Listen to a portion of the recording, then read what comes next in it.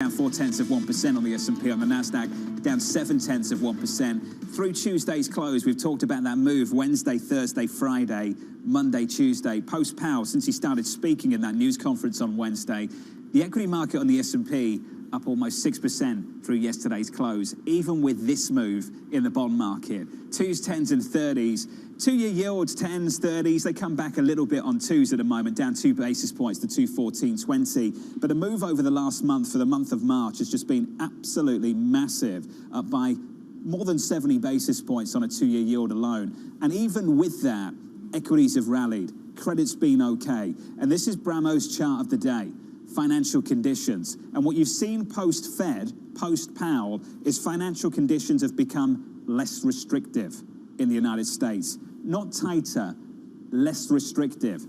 And Lisa, you've got to ask yourself if that's a problem for this Fed, as they seem to be chasing their tail a little bit here, saying we're going to do 50, we might do 50 in more than one meeting, we'll have to do more, get to 2%, get to 3%. And this is what's happening with financial conditions. They're not getting tighter, they're getting less restrictive. What's the instrument for transmission of their policy if markets are not responding, if they're not tightening? How then does the Federal Reserve effectively dampen inflation? How does this manage to manifest itself in a world where housing prices are still going up? And this, to me, is the conundrum that perhaps they're going to push back against. On the chart, it's a small move, not a major move over the last year. It barely registers, but it's something to watch. You would think post-Powell you'd get tighter financial conditions, and that's not what we've had.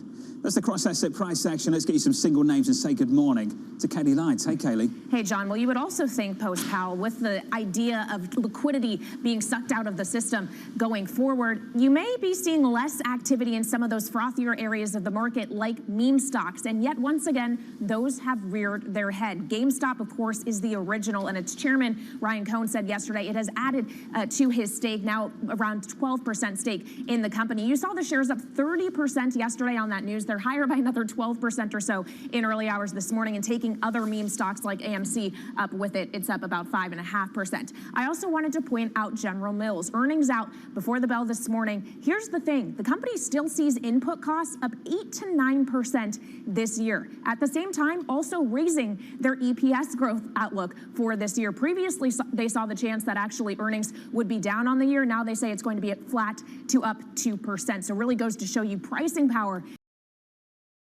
Okay, guys, if you want to place stop, because we hold several positions on Japanese yen, but if you don't have many positions, you can place your stop. You know where to place right now. This way you will secure your profit. Okay, so please place your stop for Japanese yen, and then increase gradually your profit for Japanese yen.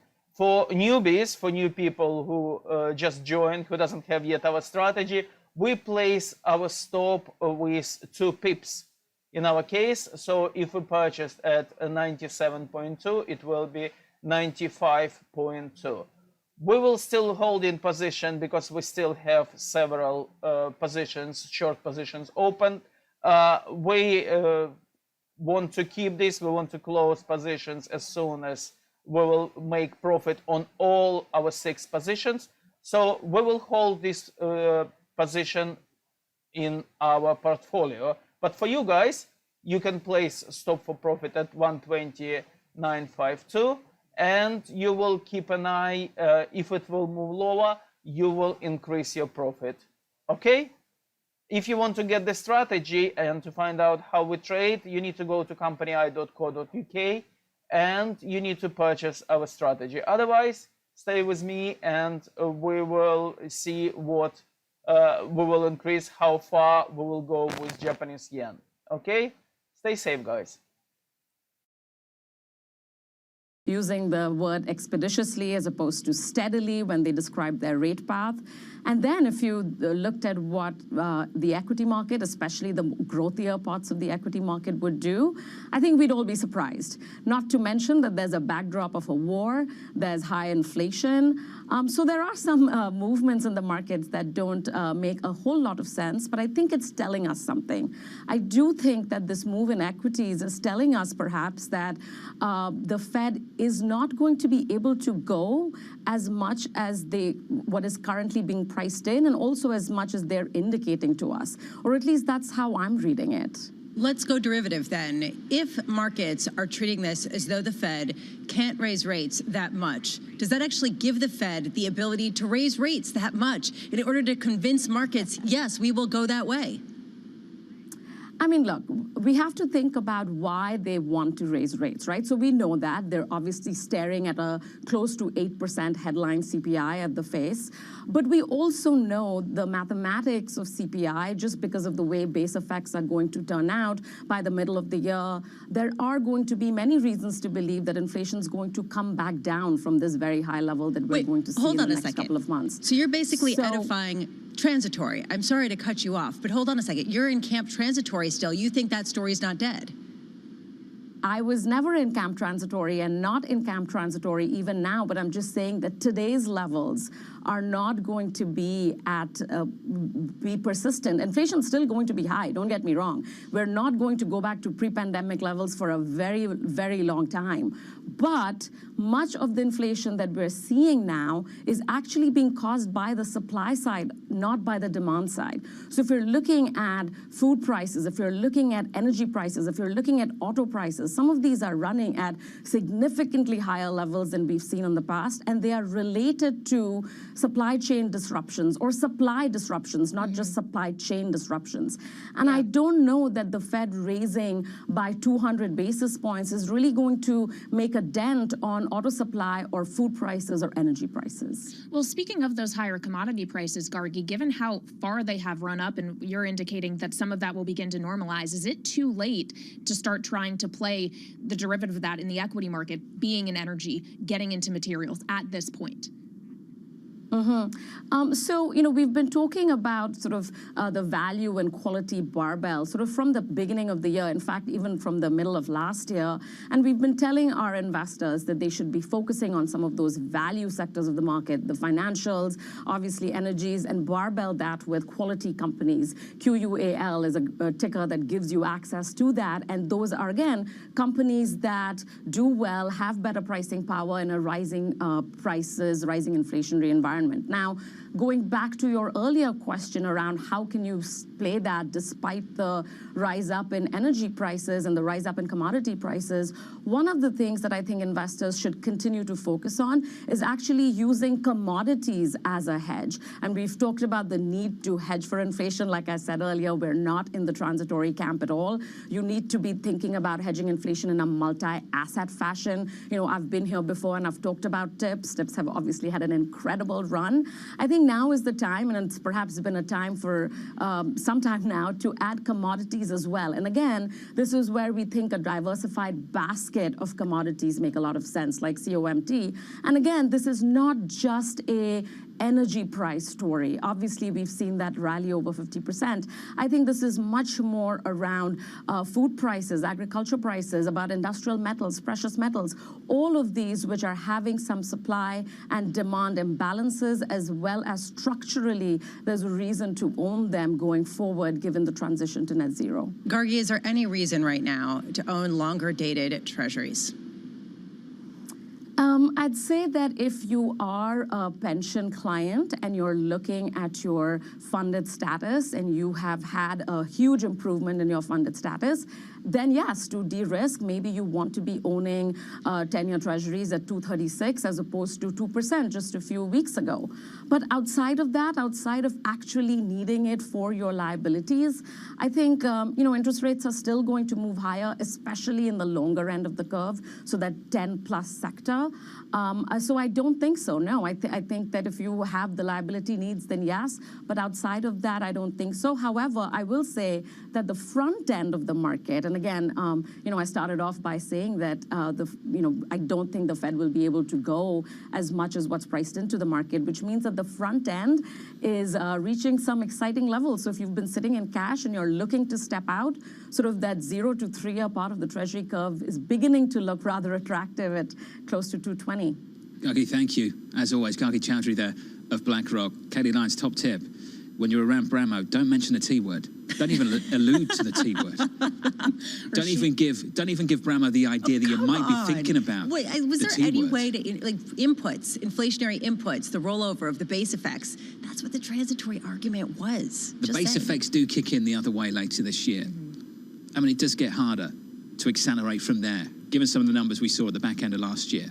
Maybe, although we are seeing energy prices surge to new highs, and we're seeing rents surge, we're seeing pay rise. I mean, I'm just wondering at what point the base effect works in the opposite direction, given some of the shocks that we've seen from the Ukraine war, and frankly, from the fact that the labor market tends to be slower to catch up. I'm certainly not suggesting it goes back down to 2% anytime soon, just suggesting it gets harder to accelerate from where it is in the back half of this year. Futures down 0.4%. Bramo's going to police the show for the next hour and 20 minutes. Well, normally you do. So. And the Nasdaq down 0.75%. It's an ideas exchange, as Guy Johnson would always say, and I'm open to ideas. In the bond market, yields are lower by a basis point to 237.16. Crude at 112.18, and a little bit later, just Lisa, a ton more Fed speak. Have we heard enough this week already? Well, I don't know if we've heard enough on the balance sheet, and clearly, we always enjoy more, maybe. You want some balance sheet talk? I want more balance sheet talk. I want more talk about the stock market. Are they confused about it, or do they think it makes sense? And is it consistent with their goals? This from the Bank of Russia to hold stock trading with 33 shares on March 24th. They will ban short selling in Russian shares. So the Bank of Russia to hold stock trading with 33 shares on March 24th. That's tomorrow. More on that in just a moment. From New York, this is Bloomberg.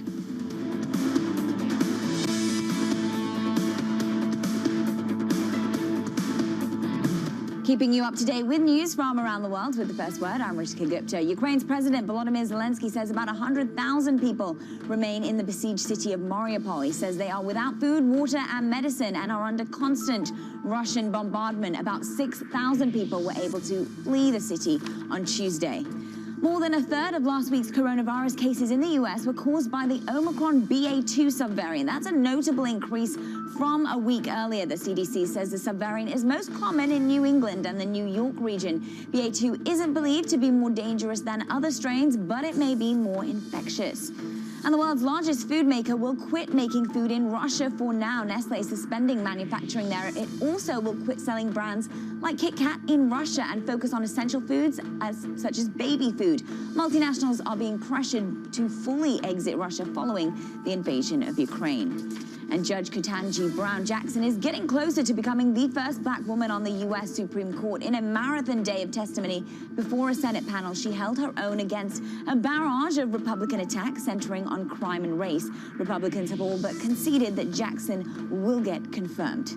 The top-ranked player in women's tennis is calling it quits. Australia's Ashley Barty has decided to retire from the sport at age 25. Barty has won 3 Grand Slam finals, including the Australian Open in January. She says she no longer has the physical and emotional drive needed to play at the top anymore. Global news 24 hours a day on air and on Bloomberg Quick Take, powered by more than 2,700 journalists and analysts in more than 120 countries. I'm Ritika Gupta. This is Bloomberg.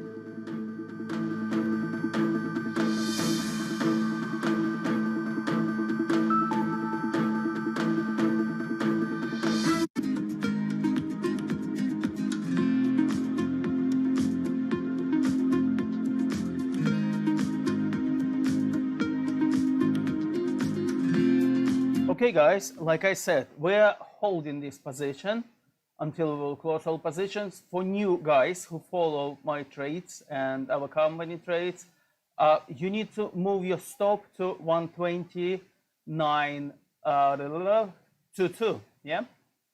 Okay. If you're wondering why we decided to move, you need to get the strategy and to see why we do such things. Otherwise, you can stay with us and you can follow our trades on YouTube, Twitch, Facebook, and many other channels available where we stream our trades for our clients. okay? So move your position and you will have, in this case, even more profit.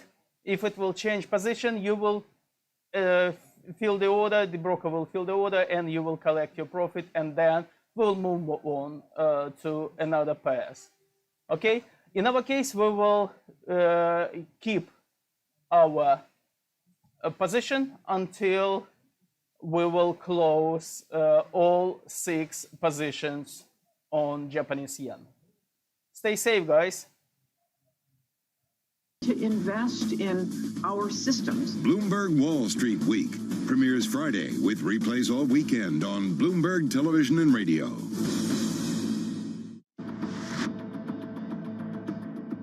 This chip shortage is going to last longer than many people believe, likely straight through this year. And I wonder what that means for prices. Will this get worse before it gets better?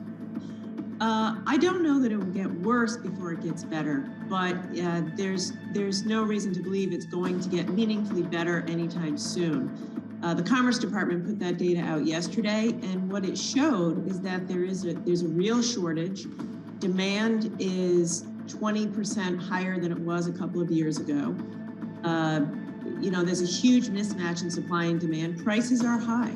Prices are higher. So what has to happen is we need to make more chips. Unfortunately, there's no easy solution. The solution is increased domestic manufacturing of chips, which is what we need to do. Okay, guys, as you can see, position closed on Japanese yen. You made profit. With Japanese yen, you made 50 pips profit. If it will be euro, another pair, it will be 5 pips profit. In our case, well done. We're still holding positions. I will show you from from which point to which point you close your position. Well done. Move on. Look for another pairs, another chances, opportunities to trade Forex or indices or equities, anything you like. You can use our strategy and you can trade anything you want. If you don't want to get the strategy, just watch our screen. We will not give you advice where we buy and when we're going to sell short, because we're trading live, we trade in real money. It's not imaginary trades, so we don't have much time to teach you how to do this. All information, all courses, everything available through our strategy. So you need to purchase the strategy, and then you will discover, you'll find out everything what you need to know in order to become the trader. Stay safe, guys. I think 50 basis points should be off the table. My funds rate path is a little steeper than the median path.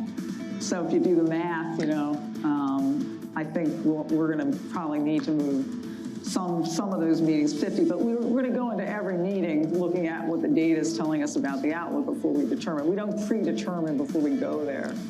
Loretta Mester of the Cleveland Fed president. Chairman Powell predetermined, didn't he, later in his testimony before the actual meeting for the month of March? He said 25, so they clearly do. And he basically said the other day, what would stop you to go 50 basis points? And he said nothing. How much are people looking for this at this point? And then if the Fed actually makes these moves, 2 back-to-back 50 basis point rate hikes, do you think that stocks ignore it then? We'll see. Futures are down now, just a little bit, softer by 0.5% on the S&P. On the Nasdaq, down 0.8%. That's my cop-out. We'll see. This comes from the Bank of Russia. They will allow trading in 33 stocks on March the 24th. So that's tomorrow. What they won't allow is short selling. They will ban short selling in Russian shares tomorrow. So, Lisa, this is, I guess, an improvement over the last few weeks, going back to February 25th, because you haven't been able to sell at all. So that market opens tomorrow. 33 shares start trading. You can't short sell, okay. You can't short these stocks, but there's going to be a lot of people that want to sell. Is this called free market? I mean, honestly, if you sell at too low of a price, do you then get called out for not being nationalistic enough? I mean, at what point is this not necessarily a market that can actually be representative of what market values are of Russian assets? Do you remember when the Chinese equity market bubble popped and the large investors were actually banned from selling? Not short selling, they were banned from selling. The large investors were. Be interested to see what happens, to your point, on the patriotism of the large Russian investor that's based in Russia. Yeah. what they're allowed to do. So they get thrown in jail if they sell. And at what point? I mean, we've seen such a huge clampdown, people thrown in prison if they protest. Is there a similar move in markets to try to represent a certain front? I just can't see this as really being free market. And who's pushed to buy as well? So that headline's just crossed, two of them actually. The Bank of Russia to allow trading tomorrow in 33 stocks. What they won't allow is short selling. They will ban short selling in Russian shares from tomorrow. So look out for that. I want to get you the chart of the day quickly and get to Kriti Gupta. Hey, Kriti. Well, good morning, John. You were just talking about who's going to buy Russian stocks. Let's talk about who's buying Russian commodities. If you actually look at the discount that's offered for Russian oil, that's really my chart of the day here. We're looking at the Russian Ural grade for oil. And we're looking at their discount to Brent. For our radio audience, what you need to know is it is a steep drop. It's about a looks like a $30 discount to the international benchmark. What it really tells you here is that as you start to see buyers disappear from the West or even from China, there are some folks who are actually buying at a discount. India at the top of that list, really keeping that relationship with Russia still alive. In fact, the dependence on oil, the need for oil, which has actually increased in the last year or so, they're taking advantage of that discount and have become one of the major buyers. So keep an eye on this chart, keep an eye on this discount. The further the discount, I wonder what other buyers show up. Kriti, thank you. Let's build on the story that we're going to see tomorrow. Damien Sasser, Chief Emerging Markets Credit Strategist of Bloomberg Intelligence. Damien, what does tomorrow look like? Well, tomorrow could be very different from today. I mean, we've got some coupon payments we're still waiting to see from Russia. We're waiting to see a $66 million coupon payment, which they very well can make in rubles. So we'll see if that clears. I know the monies have been wired to the CSD. We'll see if it pays on to bondholders. And then Severstal, one of the largest steel producers in Russia, has a 5-day grace period on bonds. I believe they owe something on the order of $13 million in coupon. That was due back on the 16th. Today is the 22nd. If it's not paid by today, they might be in technical default. So some pretty big movements on the Russian fixed income side.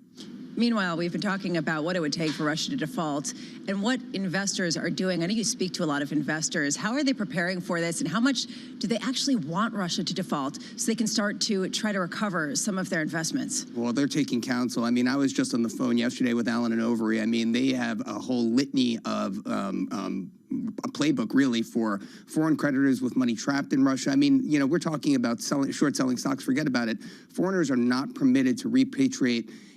First of all, they're not permitted to sell any Russian securities, and they're not allowed to receive coupons, and they're not allowed to receive dividends. And oh, hey, by the way, they're not allowed to wire more than $10,000 US offshore. So even if you were able to sell, you can't get your money out. So that's really the quandary that's facing most Russian investors today, Lisa.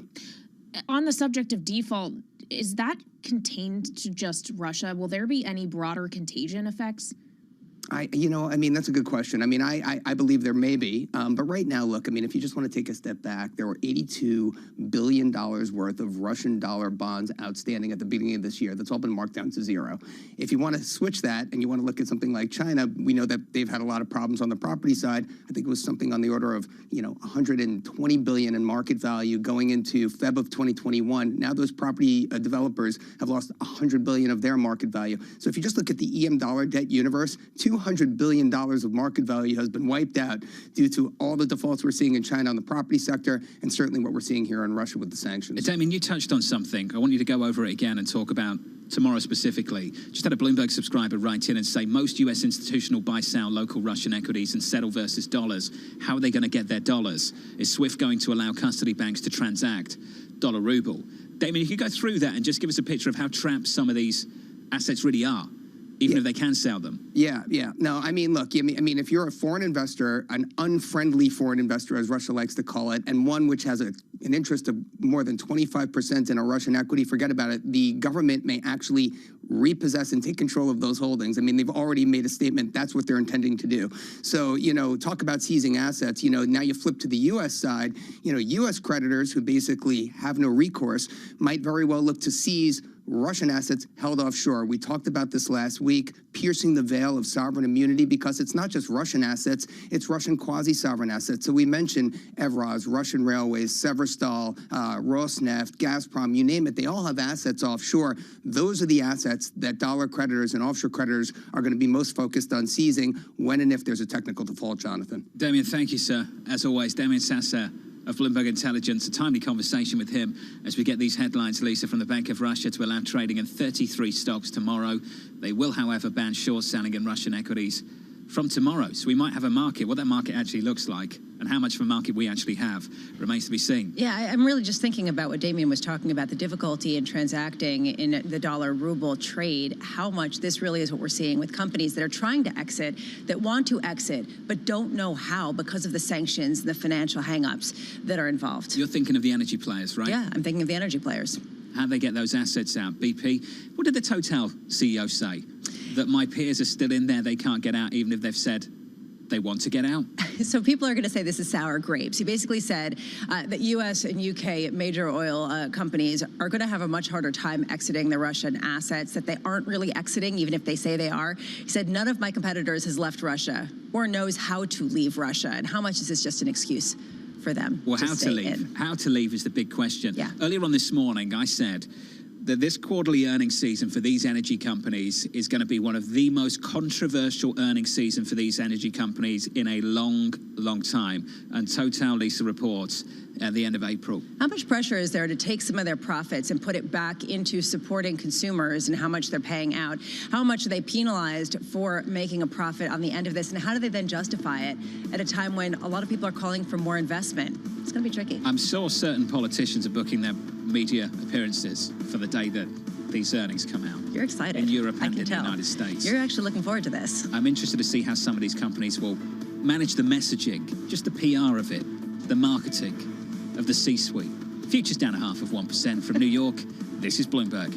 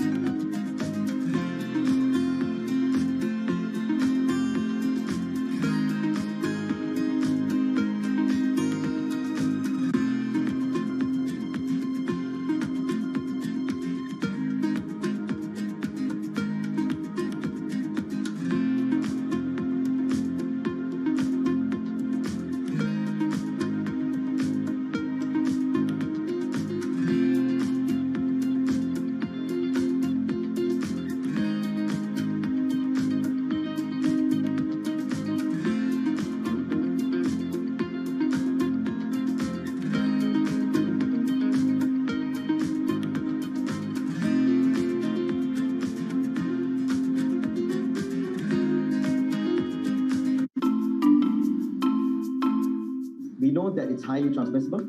We know that 2 doses of vaccines, Pfizer vaccine specifically, neutralize the virus, but not as efficiently because various studies showing that reduction up to 40-fold, meaning that a 3rd dose is a must for it to successfully neutralize the variant. What we don't know is still that what are the effects of mix and matching between vaccines and what are the capabilities of antibodies produced from this mix and matching in neutralizing Omicron. Because as we know, many parts of the world use different types of vaccines.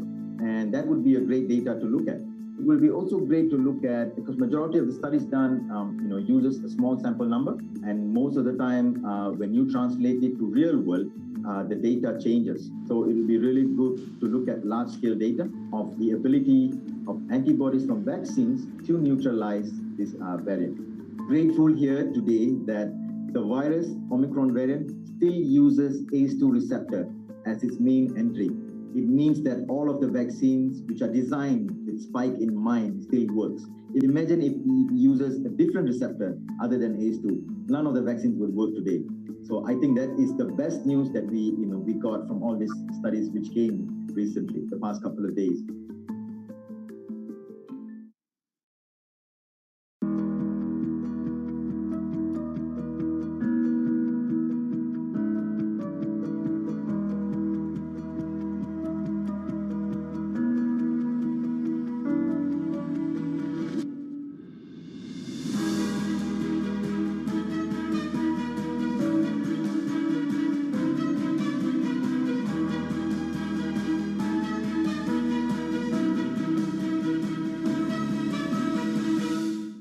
BSO Now is your online home for weekly Boston Symphony Orchestra and Boston Pops performances. See new concerts that go behind the scenes, plus acclaimed archival concerts. Visit bso.org/now, where the music plays on. BSO season sponsor, Bank of America.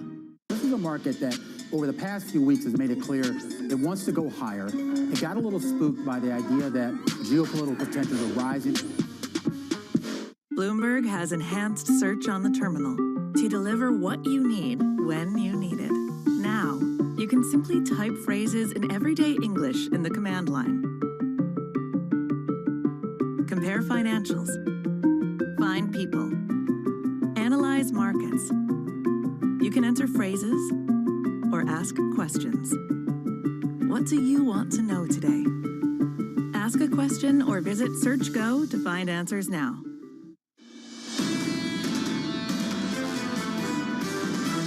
And markets now is starting to play a huge catch up to the fact that, that there's a really big moment of truth in the bond market. It's always the case the bond market's going to look a little bit more closely at the recession risk. It's not just if it's inverts, it's the magnitude of the inversion and how sustainable that inversion is. It's getting a lot harder and harder to imagine that we're going to have a truly soft landing. The U.S. should be able to flirt with a recession and not fall into it. This is Bloomberg Surveillance with Tom Keene, Jonathan Ferro, and Lisa Abramowitz. Live from New York City for our audience worldwide. Good morning, good morning. This is Bloomberg Surveillance on TV and radio. Alongside Lisa Abramowitz and Katie Lyons, I'm Jonathan Ferro. Futures down 0.4% on the S&P. Lisa, some trading coming back to Russia. The Bank of Russia to allow trading in 33 stocks tomorrow. Who will be trading? Will it be only domestic traders? Because honestly, there are so many sanctions prohibiting trading from foreigners, prohibiting money from coming in dollars. How much is there an incentive to bid things up? That equity market waking up to a very, very different world since that shut back on February 25th, including a Federal Reserve that is pushing it and pushing it harder. And Lisa, financial conditions aren't getting tighter. They've eased a bit over the last week. How does the Fed lower inflation if they are seeing that ongoing easing in financial conditions, if they're seeing stocks continue to rally? And how much is this? And not to use the T word, I know that got a lot of people jazzed in terms of transitory. Well, that frustrated you, just to be clear, not us. We let it go. Well, okay, everyone lets it go. How much is this a belief in base effects coming and allowing inflation to go back down, even to 4%? Is that enough for the Fed to take its foot off the pedal and say, we're making some progress? Is it sort of transitory light in terms of the base effects and what happens? I think even that phrase wound you up. Transitory light for 2022. Doesn't take much They're hoping for a major supply side response this year. And on the COVID front, perhaps, maybe they get it. Some headlines just crossing, Kaylee, moments ago. Yeah, from Moderna, which of course is one of the mRNA COVID vaccine makers. It's releasing the results of its testing in children under 6, finding that vaccine does deliver an immune response, boost the antibody levels in those children. They will now seek the U.S. nod for approval of that shot. And of course, this is still a segment of the population, John, that has not yet been able to be served fully by vaccines. The efficacy rate, I would note, 43.7% in 6 months to 2-year-olds, 37.5% in kids ages 2 through 5. But that is really consistent with the efficacy level in adults as well, with the Omicron variant, the prevalent one at the moment. But this is obviously a conversation all the more important as we're forced to have a conversation none of us really want to have about the BA2 variant, which is now rearing its head here. Oh, here we go. Should we talk about the Omicron BA2 subvariant right now? Or would you like to give that? I think that was enough. I mentioned it. I think that she's trying to wind you up, John. Really? Transitory for me, subvariant for you, and it's just game over. You're pushing my buttons for sure. Futures down 0.4% on the S&P. We'll whip through the price action for you. We're down about 0.7% on the NASDAQ. Yields to 38.26 on a 10-year. Basically unchanged after seeing a big move, but yields were lower, so we're bouncing back a bit here. Down 3 basis points still on twos, 112.95 after a monster move month to date. This month in the month of March, your 2-year yield up 70 basis points plus, almost 75 at one point. Crude 112.23. Lisa, that advances by 2.7%, and Brent pushing towards 120 all over again. There is a consensus that seems to be emerging among the bigger thinkers in the oil patch that we are headed toward 150 on Brent crude. And I keep coming back to this. If that is the consensus among many, why are we not there yet? And some people push back and say it's because people cannot post enough margin, enough collateral at some of the big clearinghouses in order to put that trade on. And I find that to be fascinating. Is that the path of travel ahead? 118.90. 119 on Brent now, just crossed that. 119, up 3% or so. You will hear from Chancellor Sunak through the hour, Katie Lyons. Guy Johnson will pick up on this later on Bloomberg TV and on Bloomberg Radio, I'm sure. Sunak telling his cabinet in the UK, Johnson's cabinet rather, that the economic outlook is, quote, challenging. Understatement of the year, I think. Yeah, I suppose that's one word you can use, which probably isn't a mischaracterization, but doesn't go far enough to describe the real cost of living crisis that the UK is facing that has the potential only to be exacerbated by the ongoing situation in Russia and the removal of some of that energy source. So what is Rishi Sunak going to do today to try to ease those pressures? We've talked so much this year about monetary policy. Fiscal policy is going to be in the spotlight from now as well. Let's start the conversation on inflation with Richard Mark Dodds, the Chief Investment Officer at Pure Value Metrics. Richard Mark, good to catch up. Some mining holdings of yours that I want to get our teeth into in just a moment. But let's start more broadly with your framework for thinking about inflation, because it's going to sound different to what our audience hears quite often on this program. Yeah, sure. I mean, good morning, by the way, to you all. We believe that the global winds of inflation are blowing through global financial markets, and we're expecting even more turbulence coming up. And investors need to find some safe havens to basically protect themselves from that and still make money in 2022. So, Richard Mark, do you think that the base effects are not going to kick in, or do you see that basically we have priced in a lot of these supply constraints and that, frankly, things can get better from here? We believe there are two key structural factors which the market's not really talking about too much, which are actually quite important in terms of inflation and how it's going to evolve going forward. Number one is that if we go back 10 years, most manufactured goods were made in the USA. Now almost 1/3 of all manufactured goods are made in China, and those goods have to be shipped to markets. Now along comes decarbonization, and we're basically ending up with a bit of a shipping shortage, despite shipping rates having risen up to 500% last year. And normally when that happens in the soybean market, soybean prices move 500%. Next year, the farmers plant 5 times as much soybeans, and the price mediates itself back to normal. With global shipping, because a ship lasts for 25 years, and you can only at the moment, on a cost-effective basis, put a diesel engine in it, nobody wants to build any ships. So the whole issue of the cost of shipping the global manufacturing from China to end markets, principally the USA, is going to become a continual cost factor going forward. Okay, so if this is continual, if it's to some degree, at least for some time, perpetual, how do you make money? Well, I think there you have to be invested in stocks which have basically high dividends, particularly low debt levels, because we expect long-end yields to continue rising. So it's going to be important to have low debt levels and strong cash flows. And so if you're looking at financials, normally people move to banks when yields are rising. But I mean, we think banks have too much debt, and banks haven't performed well this year because of all the potential write-offs. And so we're in insurance companies, which seem to be just a lot more sounder from a value basis for investors. Do you buy the argument, Richard Mark, that so many people are saying right now, which is that stocks are the best inflation hedge? Well, stocks are a great inflation hedge. I mean, if you look at the S&P 500, it's got a dividend yield of 1.4%. And then you have the 10-year US yield, which is roughly 2.35. And then you can put a basket of stocks together, whether commodity stocks, insurance, financials, all with low debt, which are yielding around 6%. And so, yeah, there are certain stocks to move to, but you need to look to the value stocks and the safe havens to protect yourself as an investor. Why China?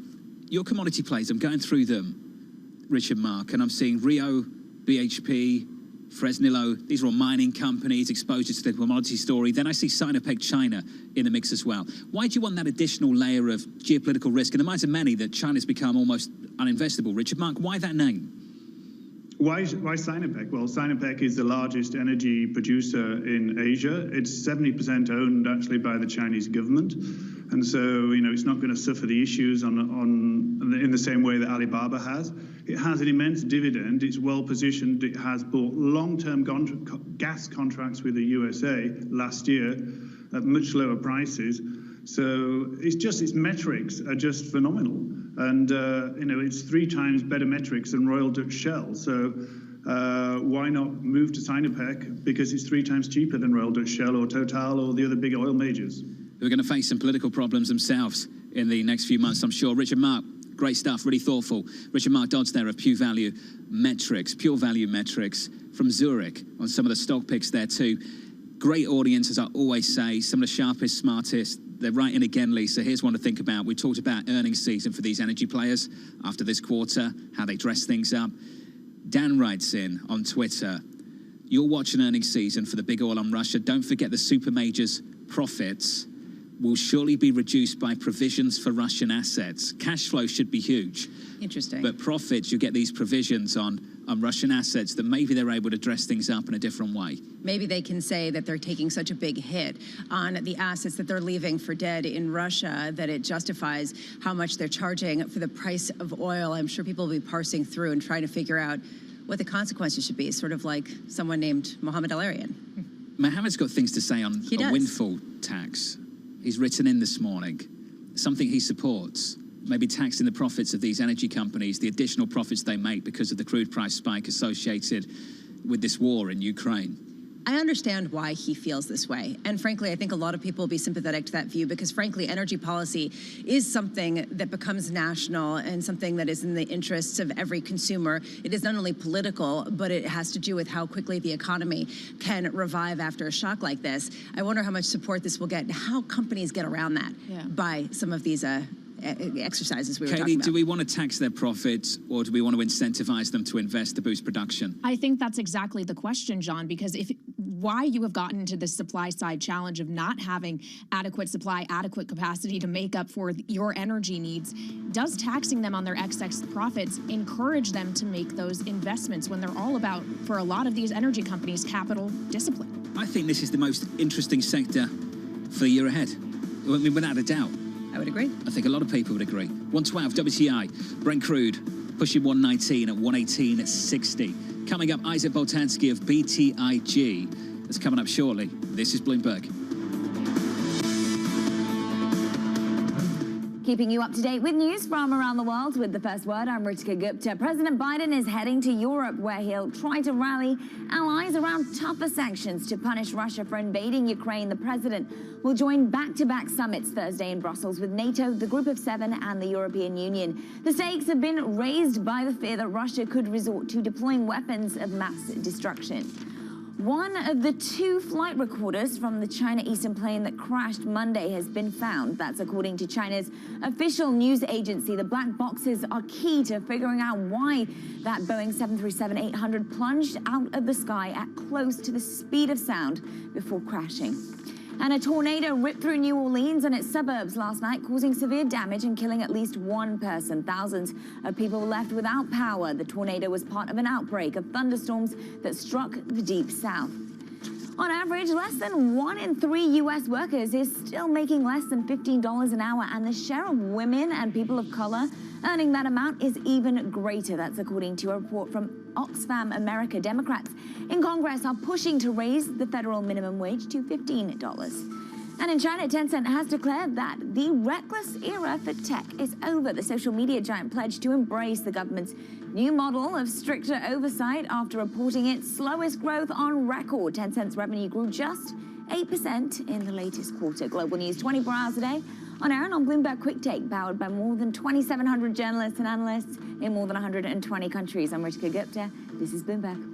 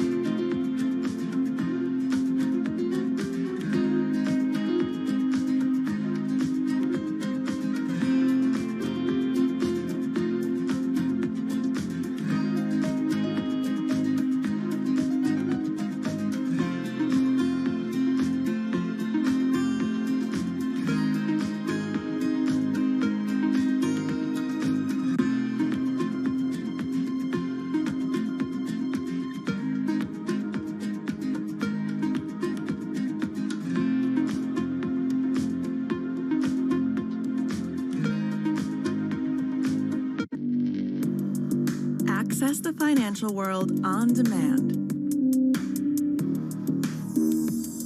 Hear from leading economists, policymakers, and industry experts via live and on-demand webinars, only from Bloomberg. Start exploring to see what's moving the markets. Visit Bloomberg.com/webinars. If you do any kind of business in this country, there's a pretty good chance that you're going to see that business registered in Delaware. Why? Because that's where you do it. And our point was Wyoming can be that venue for blockchain enterprise, for crypto. It's not the Wyoming way to sit around and wait for change. We want that independence, we want that freedom, we want that individuality. And that's a common theme that brings together bipartisan support for this in Wyoming. We want to make sure that people understand, especially in Wyoming, but as the United States as a whole, this trend is coming. It's not going to stop. This is more of a small town that's growing into what I would call the cryptocurrency version of Silicon Valley. It's the philosophy of that rugged individualism, the independence, and the ability to really get things done for yourself and control your own destiny. You get that from a blockchain, and you don't get that without it.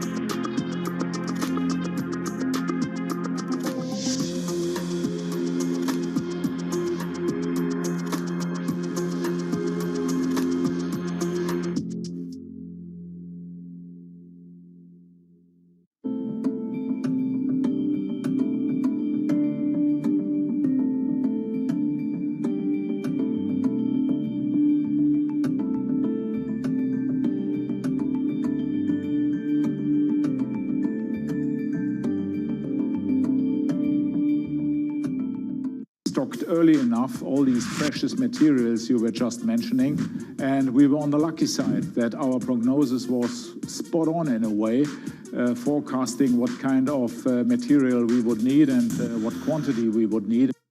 I think that it's hard to put your head around any narrative. Let's just be honest. We've had sort of a shift in, are we in some sort of stagflation fears moment? People were talking about that all day yesterday.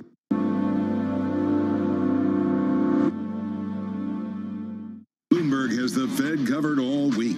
Today, an exclusive interview with San Francisco Fed President Mary Daly. Balance sheet policy is just another part of our policy toolkit. Then, additional Fed President interviews Thursday on Bloomberg.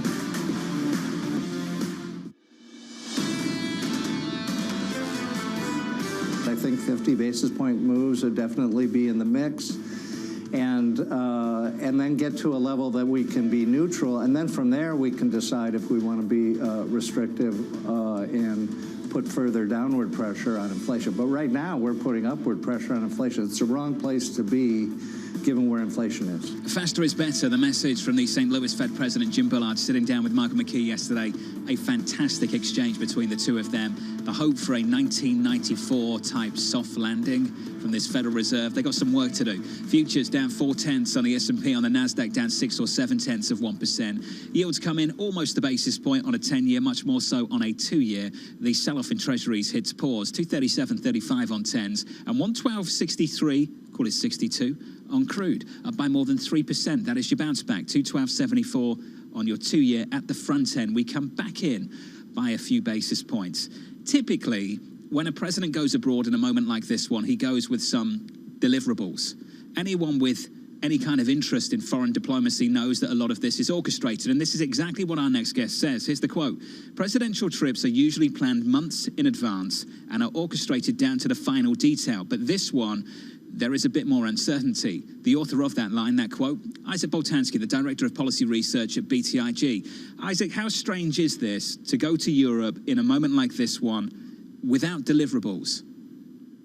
It's abnormal, to say the least. I mean, these things, as you know, are usually planned down to the most minute detail, where the little flags go, and there are months of negotiations over the communiques that are produced. But This time is different, and the president is going in without as much normal planning as we've seen in the past, which adds some uncertainty. And I think that the biggest issue, at least for me, is what is this actually going to do to the overall negotiations, overall landscape, whether it's with Russia or the conversation regarding energy. And at the moment, given that there's no foreshadowing of what's coming out of there, I think there's some question for the investment community. Isaac, we're all assuming there are no deliverables, of course. There might be something happening that we just haven't heard about. They might be planning for something. What we have seen over the last few weeks, in fact, the last few months, is when the vice president has gone on these trips to Europe, a lot of people have considered them to be a total failure because she's gone with no deliverables. Now, often when we have events like this, we talk about what does success look like. And I know it sounds cliche, but it's important. What is success for this president on this trip?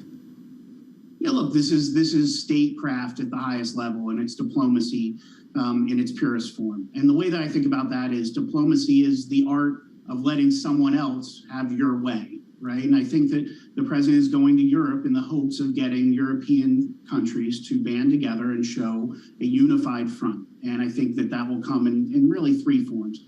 Number one is a reaffirmation of the commitment to NATO. And I think that that's one of the easier parts of this whole trip. That can come in the form of a speech and other commitments that I think we'll see right away. The second part is a European USA statement on China. Can they find key similar language regarding the stance on China's support of Russia? And can they warn China against actually supporting Russia either militarily or economically in a way that doesn't push China further into Russia's camp? And then the biggest one and the most difficult one, and the one that I don't think we're going to have an easy answer for, is energy. I don't think that there is a clean, clear win given some of the differing views over Russia's energy. Isaac, how important will it be to gauge what the potential red lines are that Russia would cross and what the potential NATO response would be to those? And I'm thinking about chemical or biological weapons or, you know, as some people postulate, perhaps even down the line, nukes. Yeah, look, I think that at least for this summit, they're going to avoid using red line commentary. I think that this is about building a multilateral, unified front around NATO, saying that NATO sovereign countries will have the support of all other NATO members. And frankly, I think they're going to avoid some of the more red line-esque rhetoric regarding certain levels of chemical weapon usage or weapons of mass destruction or even cyber warfare, because there hasn't been enough groundwork done yet on the diplomacy side to have definitive red lines like that. And that's part of the problem with going into meetings like this without the months of due diligence and planning and talks that are normal. Isaac, how much leverage has the U.S. and its broader alliances lost for when they're trying to get the Kremlin to change its behavior by saying from the beginning, we will not be putting boots on the ground, that use of force is not on the table? Is it so much about what the West is willing to do or what it is not willing to do?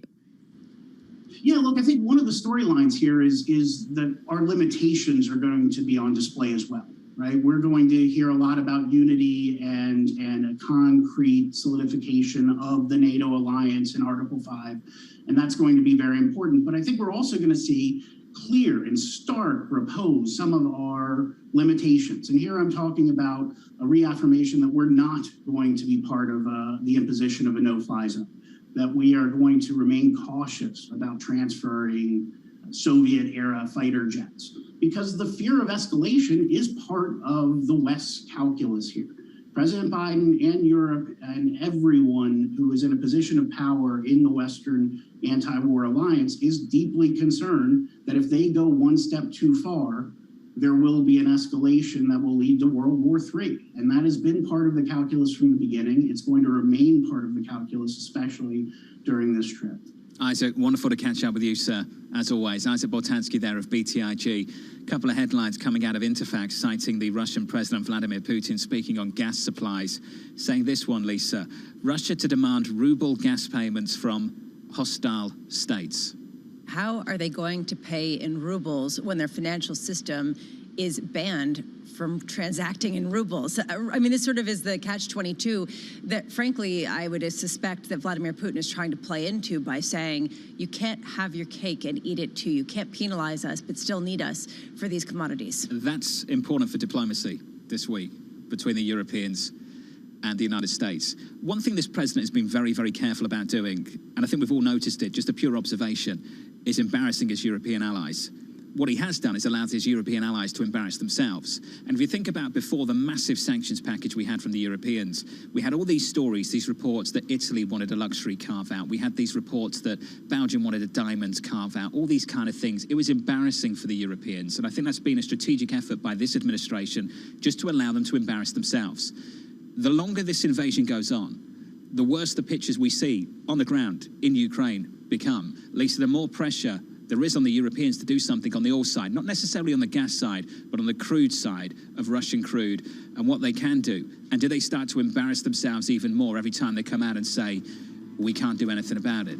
And does, frankly, the Putin plan of trying to make them pay in rubles accelerate their exit from actually transacting and buying some of those assets? I do wonder how much their hand will be called. Futures down 0.4% on the S&P. On the NASDAQ, we're down 0.7%. From New York, on radio, on TV, this is Bloomberg Surveillance.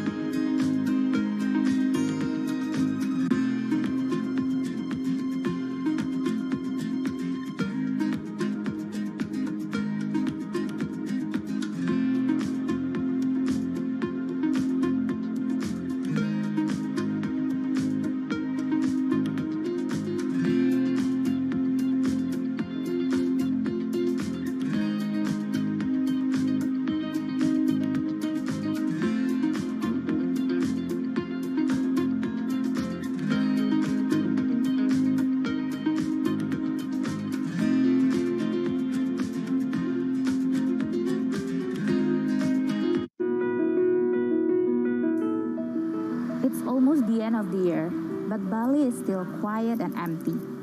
I am here in Kuta Legian, one of the main walking streets here that is used to be a tourist spot for beach, dining, shopping, but many shops here are still closed. Most of the outlets are either for rent or for sale as they have run out of business.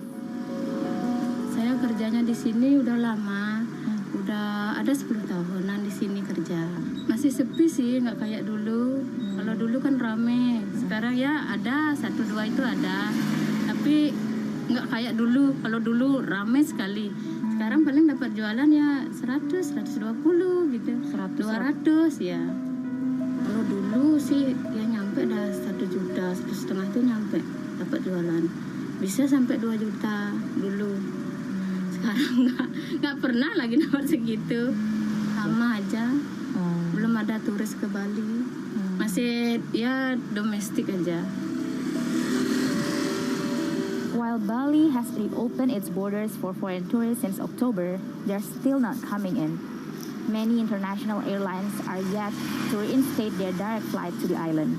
Balinese people here really hope they can see more people from Australia, China, and Europe to come visit next year. A lot's happening on Wall Street. It's the basic law of economics. The Fed is telling us this is transitory. Need to catch up? This is Bloomberg Wall Street Week. I'm David Weston. We've got the information and insights. David, you just hit the nail right on the head. From businesses most influential and instrumental. And that's the way you run good risk management. But we need to invest in our systems. Bloomberg Wall Street Week premieres Friday with replays all weekend on Bloomberg Television and Radio.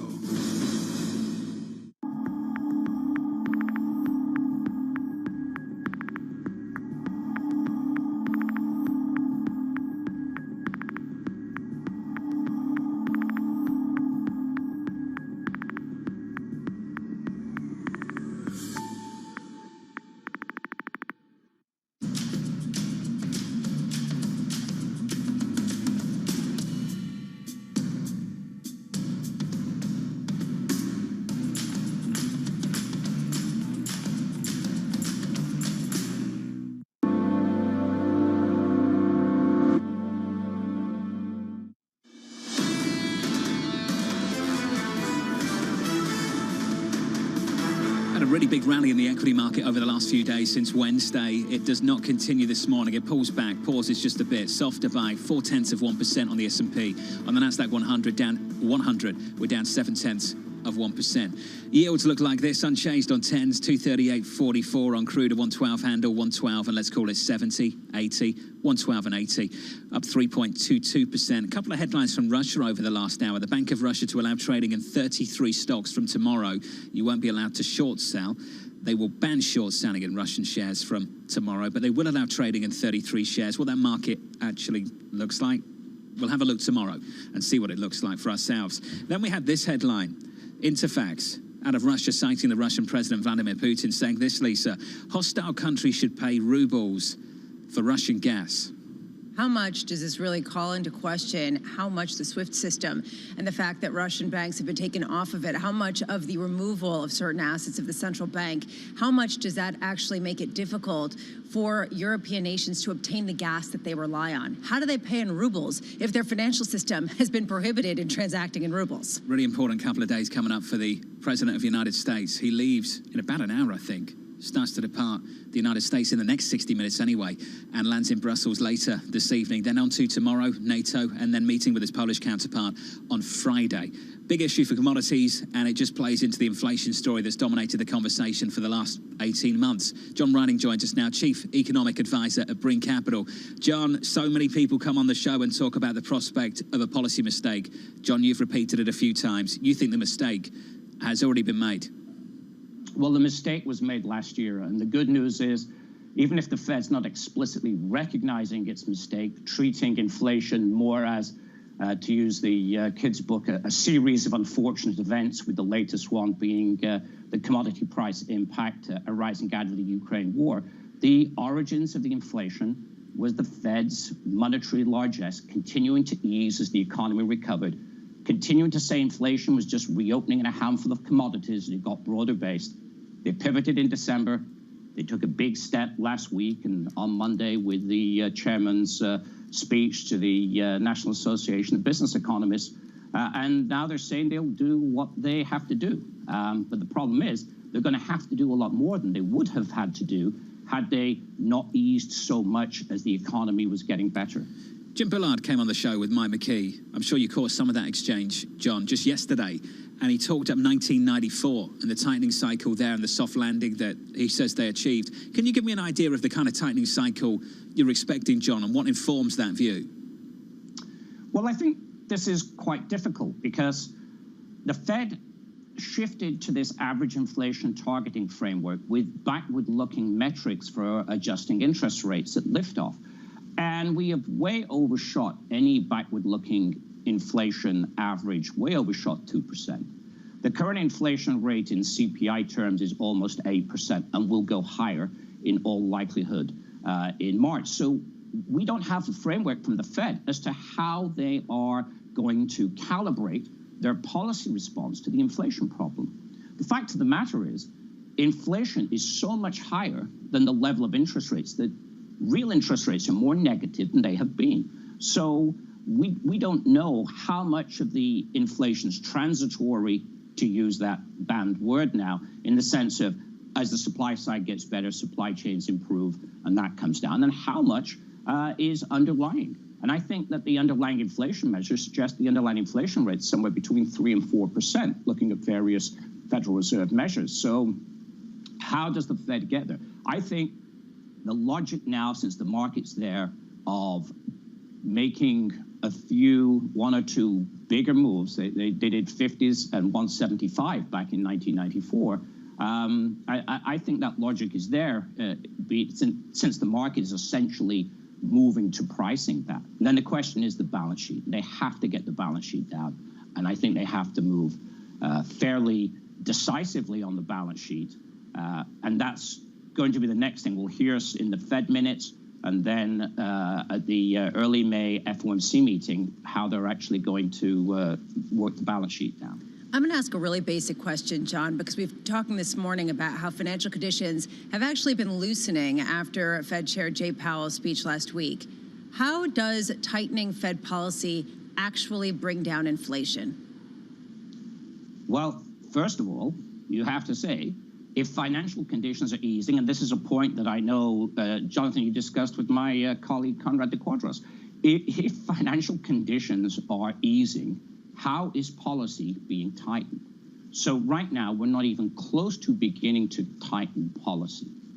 Now, I will say that the inflation process is a difficult one to understand. After all, the Federal Reserve didn't even see this coming.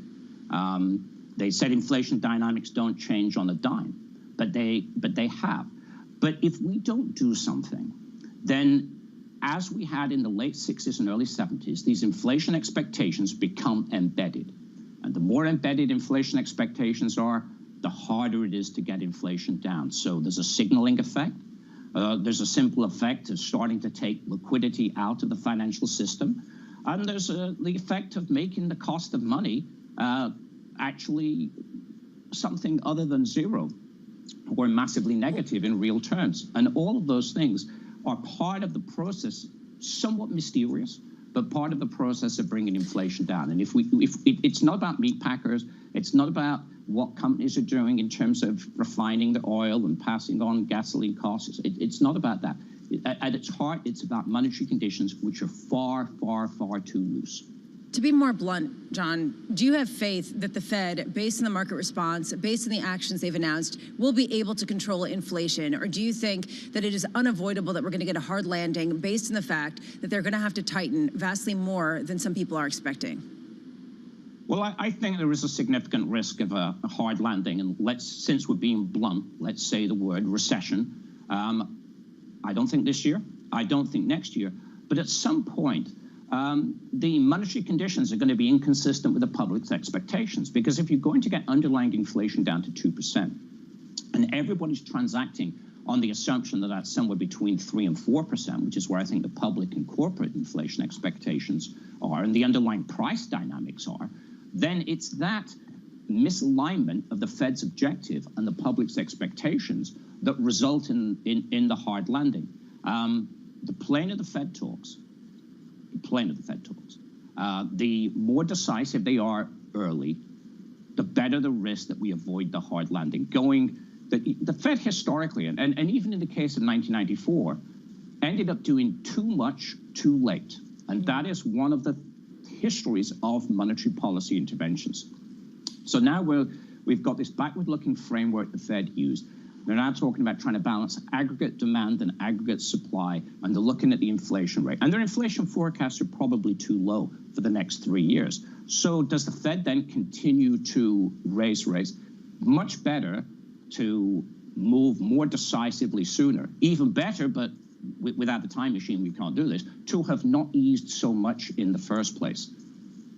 So, John, is this effectively what you're saying, that there's not a binary outcome here of either the Fed tightening so aggressively to get inflation under control that it ultimately does cause a recession, or not tightening aggressively enough and letting inflation run too hot for longer? There is some form of middle ground. There might be, but that's like trying to land on the aircraft carrier at night with all your all your navigation systems out. I mean, you can pull it off maybe. The greater risk in the short run is we have hotter inflation and then more of a monetary policy response. And let's face it, the Fed has signaled an enormous shift in the monetary policy response from December, when they pivoted to 3 rate hikes, to March, when they indicated that 7 rate hikes and a balance sheet adjustment of at least the equivalent of another quarter-point hike would be appropriate for this year. And that's fine, it's great. Get interest rates effectively back to 2% by the end of the year. The problem is the inflation rate's running at 8%. So that's not even beginning to get policy tight. And that's the problem here. The problem is, and so it's not the Fed rate hikes that cause recession. It's the Fed's easing so much last year that has allowed these inflation expectations to build up. The problem is, to get down to 2% inflation, you have to bring those inflation expectations down. And that's, as our experience from the late 60s, early 70s, that's very difficult. But if you let it run out of hand too far, then you end up with a Volcker-style situation and a Federal Reserve really doing whatever it takes. And that time, that ended up in a very, very deep recession in 1981-82 and a very, very strong dollar. Back to where we started, John, the mistake already made. John, thank you, buddy. Fantastic to catch up with you. It's been too long. John Riding there of Breen Capital. I want to go back to the story that we got out of Russia about 10 minutes ago from the Russian president, according to Interfax. Some more detail on this. So Russia will demand that countries it has labelled unfriendly, think the US, the UK and the countries in the European Union, that they must pay in rubles for Russian gas. So the Russian president has ordered the central bank in a week's time to determine the scheme of ruble payments for Russian gas. Russia, Lisa, will apparently continue supplying contracted volumes, but will only change the payment currency. How much is this to try to, again, call the hands of a lot of the officials in the Western world that are trying to cut Russia off from the financial system and undermine the ruble? How much are they saying, okay, two can play at this game, you need us?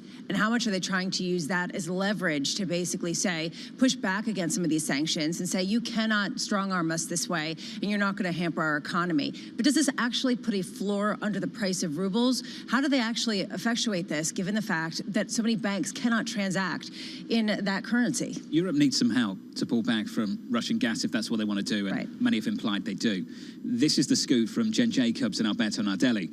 They write the following. According to sources, the US and EU are working on an agreement that would aim to boost supplies of American liquefied natural gas and hydrogen to Europe as they work towards ending their reliance on Russian energy. That's one to watch. One to watch through the next hour. The President of the United States expecting to depart the White House any minute now on his way to Joint Base Andrews. Then he departs Joint Base Andrews to Brussels at about 9 a.m., so in about 20 minutes' time. That flight takes 7 to 8 hours, lands in Brussels, big meeting tomorrow with NATO members, then on to Friday, where he'll meet with his Polish counterpart. Big few days ahead for diplomacy. From New York City, this is Bloomberg.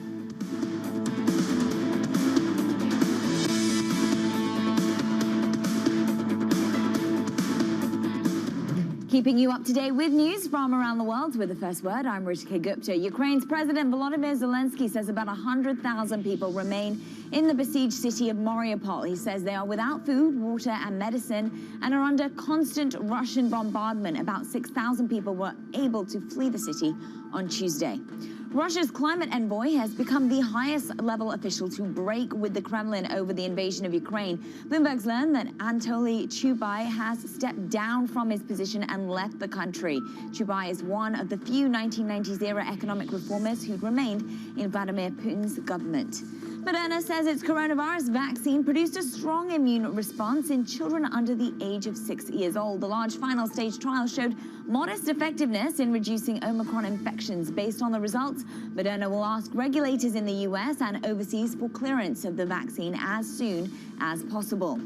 And it's one of the biggest transactions yet in the cannabis industry. Cresco Labs plans to buy Columbia Care for about $2 billion. The transaction will expand Cresco's presence from 10 states to 17, plus the District of Columbia. Cresco has several well-known marijuana brands. The top-ranked player in women's tennis is calling it quits. Australia's Ashley Barty has decided to retire from the sport at age 25. Barty has won 3 Grand Slam finals, including the Australian Open in January. She says she no longer has the physical and emotional drive needed to play at the top level anymore. Global news 24 hours a day on air and on Bloomberg Quick Take. I'm Ritika Gupta. This is Bloomberg.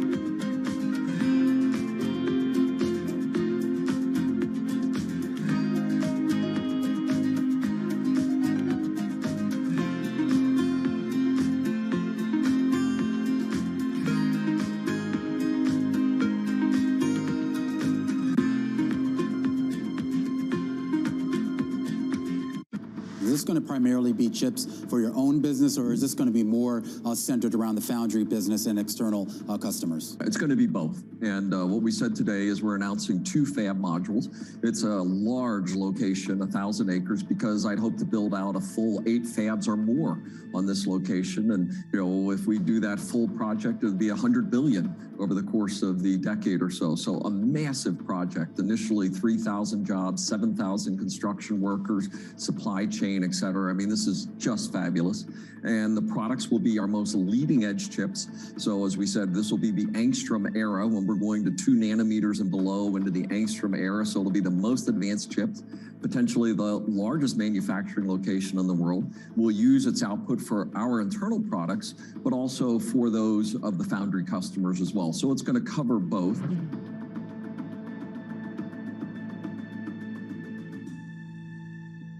It's really a reminder, isn't it, just how sensitive the markets are to any commentary about trade. We did see some pressure on the yuan, we did see some pressure on the futures. That is now being reversed. Front Row, exclusive interviews with the most influential figures in finance. Lloyd Blankfein. Deflation is a terrible thing. Inflation you could tolerate. Kathy Wood. Tesla will be in the pole position to dominate. Jeremy Grantham. We've had a very, very abnormal honeymoon Goldilocks period. First available on the Bloomberg Terminal, then on Bloomberg Television and Bloomberg.com. Front Row, the best seats in the house for business's greatest minds. When you think space, you probably think one space agency that travels under the radar is ESA, which is surprising considering what the European Space Agency has achieved and how vital it is to the global space industry. We've collaborated with pretty much everybody who is involved in space exploration. But ESA wants to be a leading force in furthering humanity's mission into space. Commander Ground, do you copy? Copy. If we want to have successful human missions to Mars, we are going to have to learn to live and work off-world in a different way.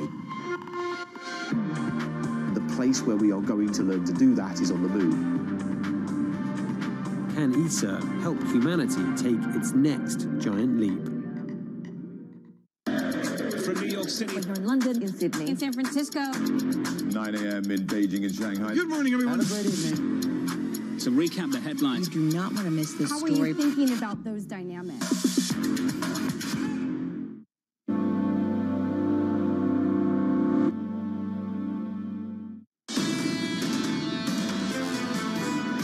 If I'm investing over the next 12-month horizon, I would reduce equities at this point. I would take some money off the table. I think the market is giving you a wonderful opportunity to come out. That was Mohamed El-Arian, Bloomberg opinion columnist and Queen's College Cambridge president, speaking yesterday with Jonathan Farrow on Bloomberg The Open. A fascinating conversation as you just listened to his reasoning as to why things will probably get worse before they get better. We have, of course, someone who has very strong opinions also, who might not agree in terms of the sell now and perhaps rethink in 12 months, and that would be with the one and only Barry Ritholtz, Bloomberg opinion columnist and Ritholtz Wealth Management Chair and Chief Investment Officer. Barry, if your time frame is a 12-month horizon, why do you think that the best course of action is not to do what Mohamed El-Arian was saying, which is to cash out? Well, just look at people's behavior over any time there's a major market dislocation. The sell button is one of the easiest buttons in the world to push. There's always a reason to sell. There's always horrible news.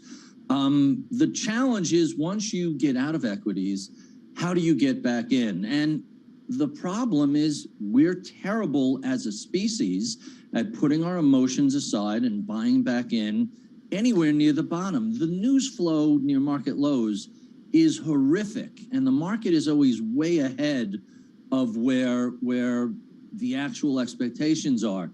And so if you sell here, tell me how you're going to get back in. We have lots of evidence from 08, 09 and from 2020.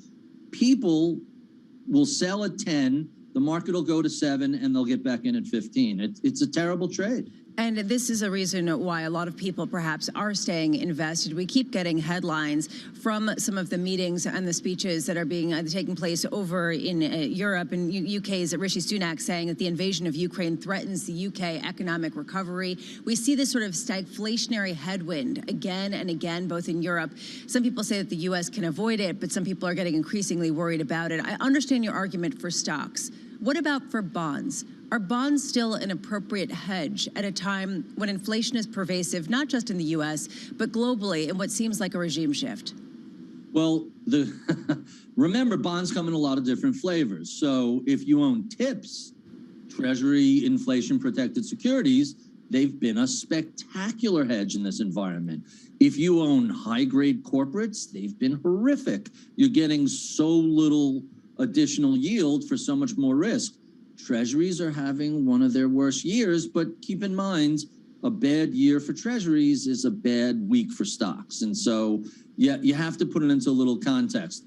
The purpose of having bonds is to give a little ballast to a portfolio, and a mix of TIPS, treasuries, and high quality, not high yield, high quality corporates is typically a good offset to market volatility. But looking at what's going on in bonds, a yield curve that increasingly looks like it is signaling potentially a recession, is the equity market not seeing things clearly? Is it too resilient in the face of a Fed that may be more aggressive and a war raging in Ukraine that still is a giant question mark?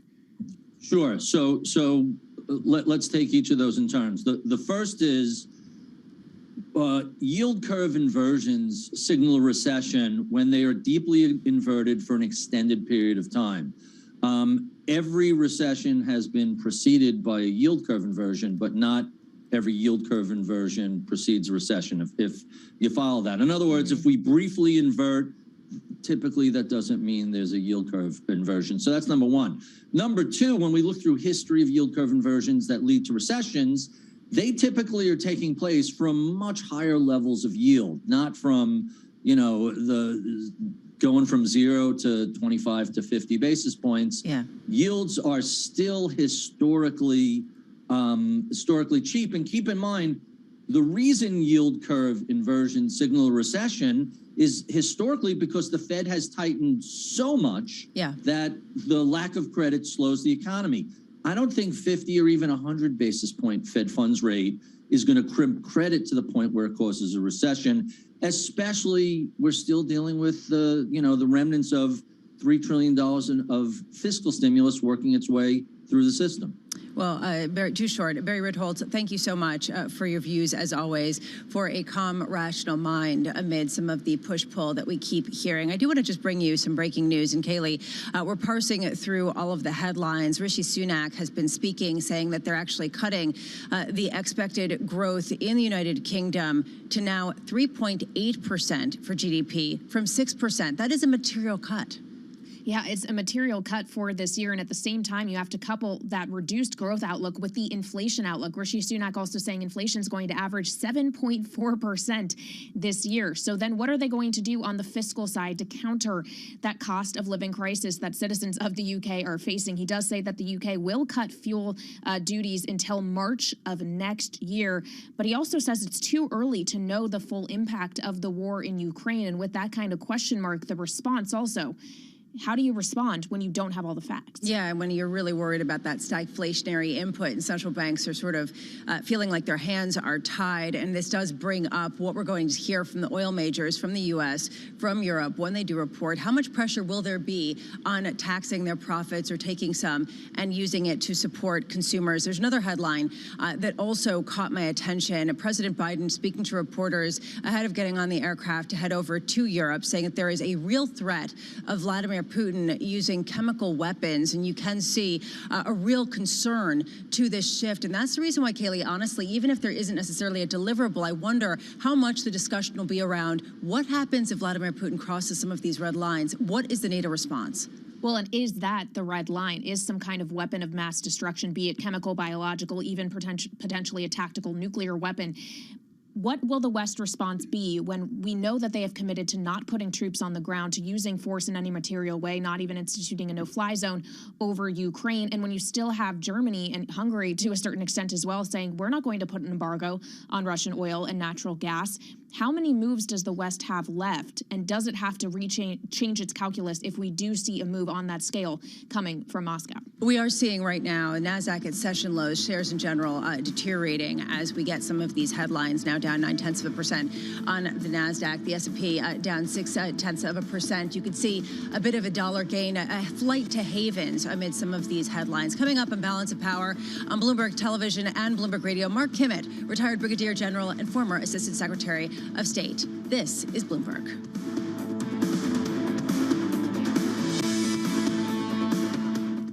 Welcome back to a special Miami Open update for Bloomberg TV and radio from Tennis Channel. I'm Johnny Ray Diaz. Daniil Medvedev is the top seed on the men's side this week as the Sunshine Swing moves onto Florida for the joint ATP WTA 1000 event. The one man who won't be in action is Rafael Nadal, who flew back to Europe after his run in the California desert last week. The Spaniard is getting some rest and has already begun preparing for his beloved Roland Garros. On the women's side, Iga Swiatek will be looking for her third crown of the season in Miami and heads into the event as the newly minted #2 in the world and on an 11-match win streak. While the reigning U.S. Open champion Emma Raducanu makes her debut at the Hard Rock Stadium. And don't forget, you can watch live coverage from first ball to last from Miami on Tennis Channel. I'm Johnny Ray Diaz.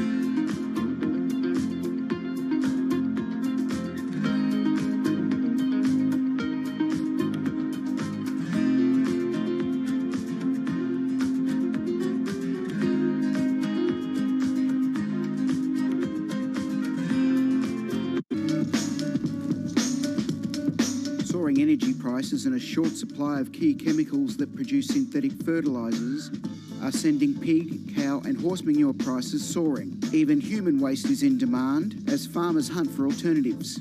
Fertiliser helps increase crop yields. You can see how much moisture is held into this. It's a lot of organic material into the compost. So it breaks down, the manure and the straw breaks down into a friable mix that can be mixed into your soil in the ground and for growing a whole range of different vegetables. Holds the nutrients in, holds the water in, and it really increases the kind of biodynamic profile of the soil. The recent price spike could mean more farmers going organic for the long term.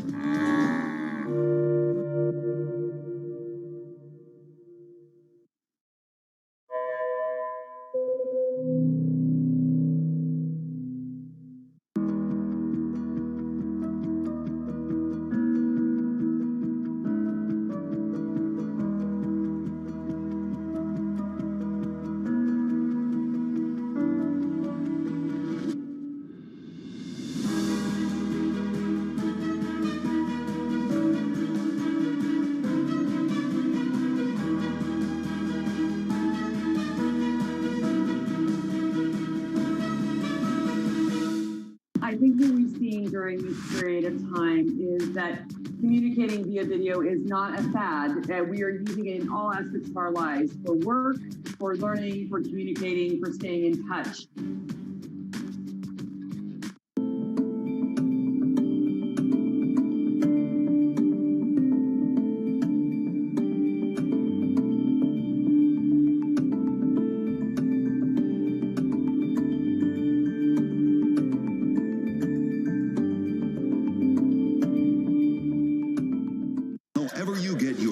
look, Daybreak with Lee. On Bloomberg Radio. Welcome to Daybreak Australia. This is Bloomberg Technology. This is Bloomberg Green. On TV, radio, and the web, this is Bloomberg.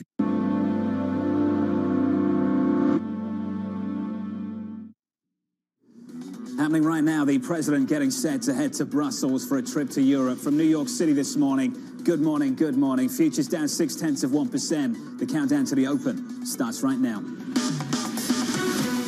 Everything you need to get set for the start of U.S. trading. This is Bloomberg, the Open, with Jonathan Farrow.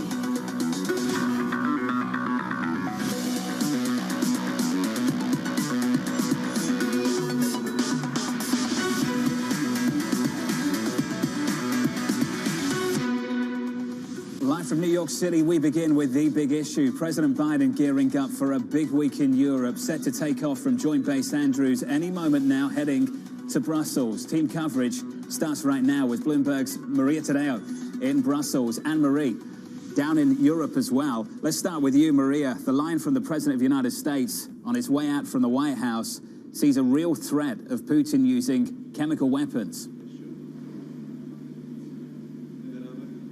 Yeah, that really reflects what is the real concern now is where do you go on a war where it's day 26, you've completely stalled your operation on the ground, and at this point it's very clear that Ukraine is not going to surrender any of its major cities or territorial integrity. The concern is now, of course, that Vladimir Putin is going to have to escalate, first to bring on the pressure to the Ukrainian government, and then two, to terrorize the population so they stop putting up a fight. And this is a reality, Jonathan. We're now on day 27. This is a war that is much longer than Vladimir Putin had originally planned. And then, of course, the longer it goes on, the more brutal it gets, but also the most expensive, or the more expensive it gets for the Russians. And this is really the dilemma that's facing now Vladimir Putin. There's a real concern here from NATO, from the European Union, but also the United States. This could really escalate things further. And then at that point, the question is, what is the international community going to do? How do you respond to the use of weapons that could really endanger the life of people in a way that is very, very hard to imagine from our side of the world? Anne-Marie, following the pictures of the president about to board Air Force One on his way to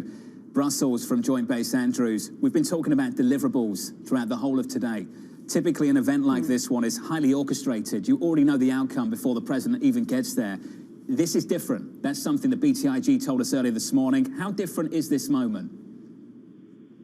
It's incredibly different, Jonathan, because the stakes are so high, and the president now just leaving the White House telling reporters that there is a chance that the Kremlin could resort and President Putin could resort to using chemical weapons. That is a threat that is incredibly high for this president to step up to try to address alongside his allies. And just yesterday, Jonathan, we heard from Biden's national security advisor, who will be joining him on Air Force One, Jake Sullivan.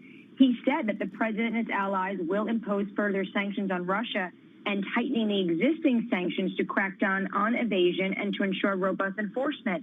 But since the very beginning, as the United States has tried to, and they've succeeded in terms of this strategy of working in lockstep with the European partners, when it gets down to the really difficult issues like energy, there are going to be cracks in the fault lines.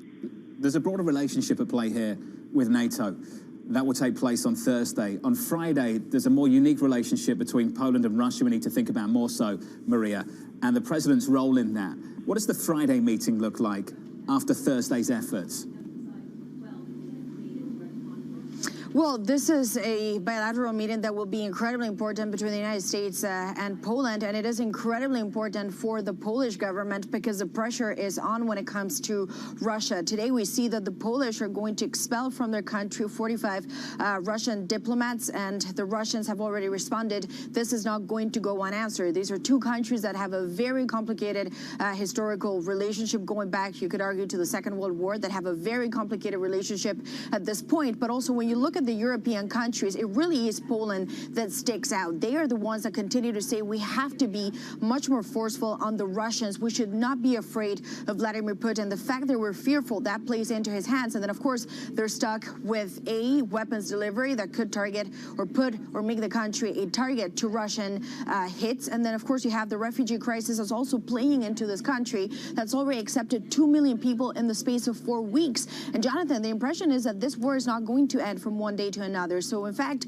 the displacements could continue for way longer. AMH, you would have been following the news that we had out of Interfax earlier this morning, citing the president of Russia, Vladimir Putin, saying the following: he will demand the countries it has labelled unfriendly, you know those countries, well, the United States, the United Kingdom, the countries that make up the European Union, he'll demand those countries must pay in rubles for Russian gas. He's ordered the central bank, the government, in a week's time to determine the scheme of ruble payments for Russian gas. Russia will continue supplying contracted volumes, will only change the payment currency. What can this president do, AMH, when he lands in Brussels to help his European allies cut back on their dependency of Russian energy? Jonathan, they have been doing it all along. They've been doing it for months ahead of the invasion, going around talking to producers like Qatar. And what did we see over the weekend? German economy minister in Doha inking an LNG deal. The issue is, this is not an infrastructure or a change of how they get their natural gas that could be turned on a dial overnight. This takes time. You need LNG terminals. Germany does not have them. It's going to take at least likely a year. Then on top of that, potentially they can use some of these offshore floating terminals. But the issue is this cannot be done overnight, which is always going to be the struggle with trying to decouple Europe from the fossil fuel industry in Russia. But Jonathan, quickly on Putin's memo, there is citing of this demand about natural gas shipments in rubles. I would be interested to know what would happen if they don't. Because right now, this is one sector of that economy that Putin still is able to has access to and to get some capital from. The president just stepping on board to Air Force One. The door will shut very shortly. From here, from Joint Base Andrews to Brussels, about a 8-hour flight time into Brussels. They'll land later on this evening. Maria, I want to come to you on the same story. When the president gets to Brussels, this effort on gas, they might not be able to pull back on gas anytime soon. Can they do something on oil?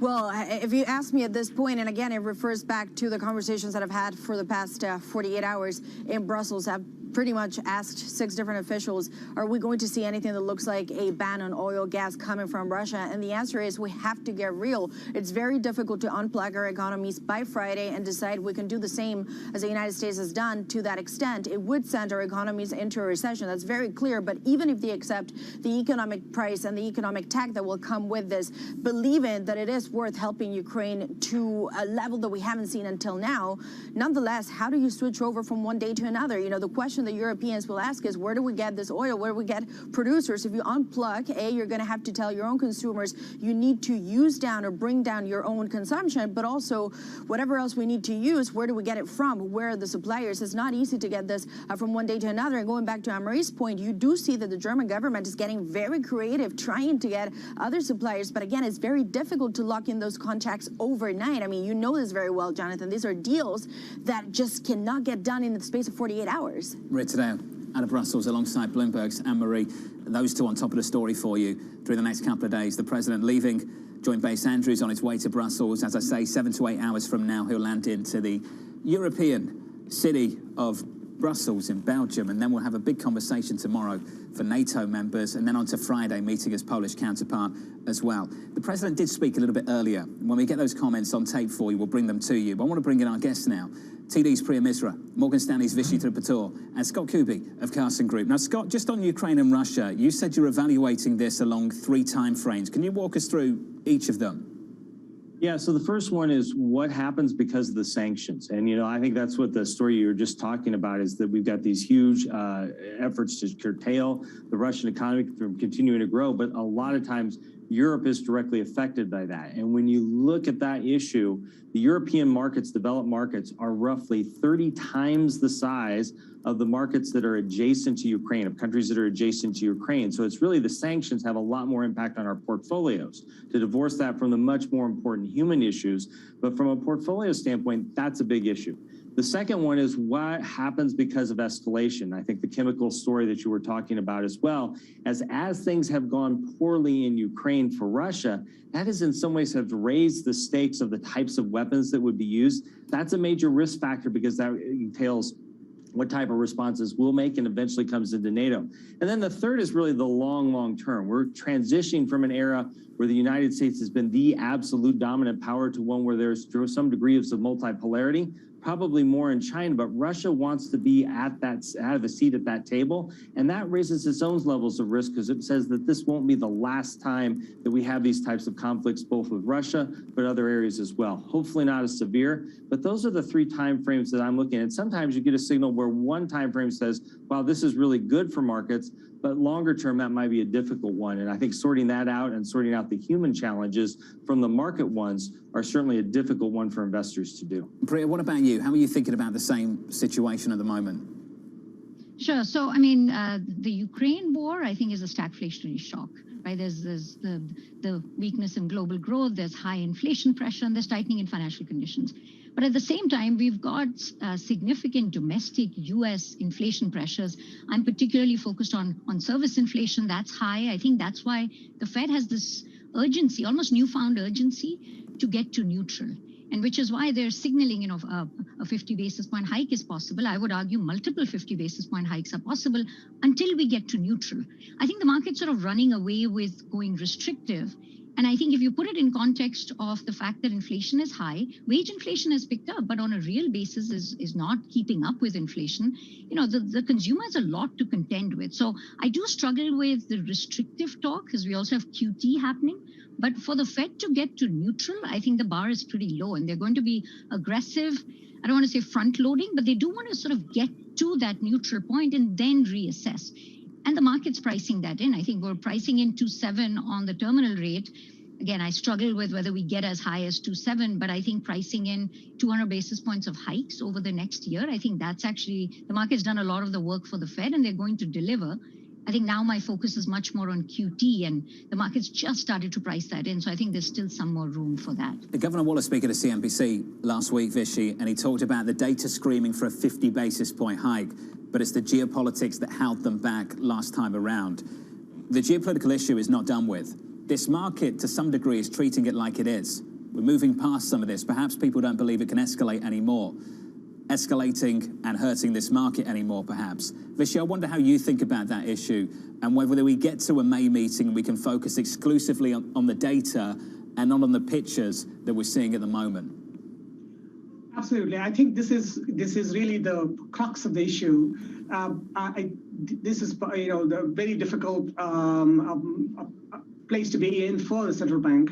But I think for the U.S. central bank, for the Fed, the near-term urgency, I think as the way Priya just put it, the near-term urgency is in combating in the potential for inflation to get higher and stay stickier. And therefore, I think they have clearly indicated, and there's a clear change of tone from the Fed that as the tightening of financial conditions, higher rates would be more front-loaded in our mind. So if we get a 50 basis point hike, it is more likely sooner, not there is a window opportunity for them as they see it as things stands today. That opportunity is front-loaded for them to hike faster. And from 25 to 50, perhaps May, perhaps June as well. But that is how we see it. But this is really a tough market to navigate. Vishy, you're going to stick with us. Vishy Tirupatur, alongside Priya Misra and Scott Kuby.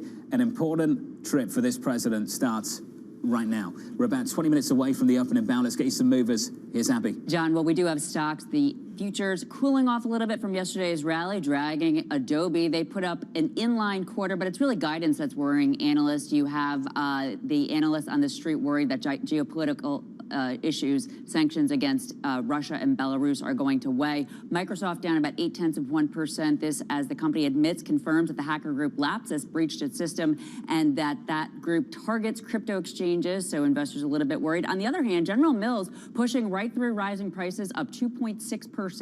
They have raised their outlook, and they actually see price hikes driving sales. Apparently, pandemic trends of cooking at home really lasting and helping.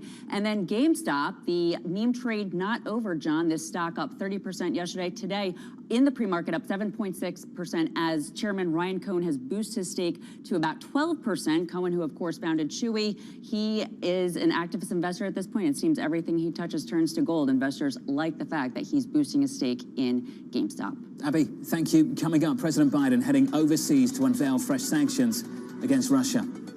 The president is traveling to Europe to ensure we stay united, to cement our collective resolve, to send a powerful message that we are prepared and committed to this for as long as it takes.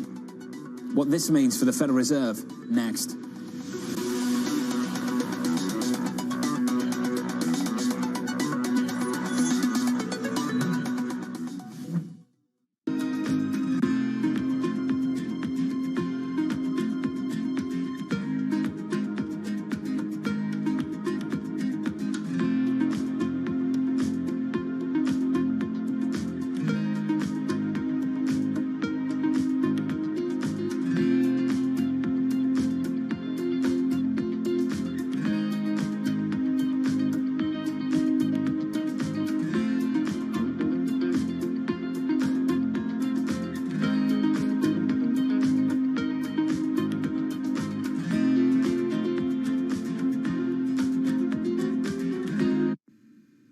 First step in building a connectome is to get your hands on some brains and then cut them up.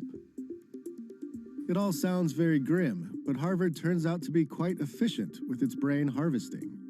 Jeff's lab can do a year's worth of research with a single mouse brain. Small chunks of the brain are fed into the slicer, where a diamond blade carves off a thin sliver of tissue. The tissue floats along some liquid and onto a piece of tape. The brain slices are then put into this very large machine, where they're photographed in the finest of detail. Software helps stitch the pictures back together into a single 3D image, and algorithms are applied to help make sense of what's going on inside of the brain.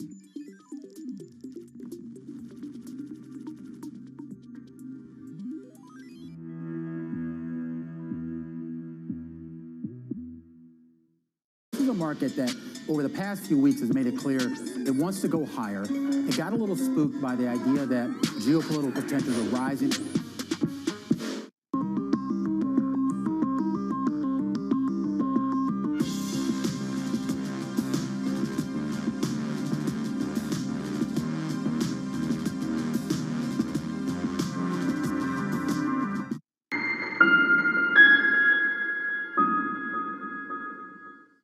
Bloomberg has the Fed covered all week.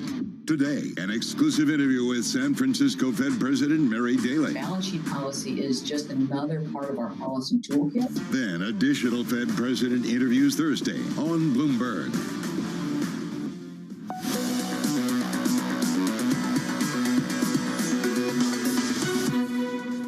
Equities are holding up. Stocks have been relatively resilient. The rally in the market. Markets are just getting a lot more comfortable. Tightening is happening right now. We're seeing the Fed doubling down on being extremely hawkish. That puts a lot of pressure on markets to expect more rate hikes going forward. Well, where do I go? Do you go into cash? Hell no. You look at the 2-year, the 5-year, they've all priced in the tightening. Do you go into bonds? Hell no. People are looking at May saying 50 basis points starts to make a lot of sense. They are certainly in the mode to raise rates right now. You end up not reducing your allocation to equities, but actually looking to increase them. It's Tina. There is no alternative to U.S. equities. Now that works as long as we stay in a relative space. Will we stay in a relative space? Let's talk to Bloomberg's Mike McKee. Mike McKee, fantastic word with the Fed speak over the last couple of days. Your take on what we've heard so far?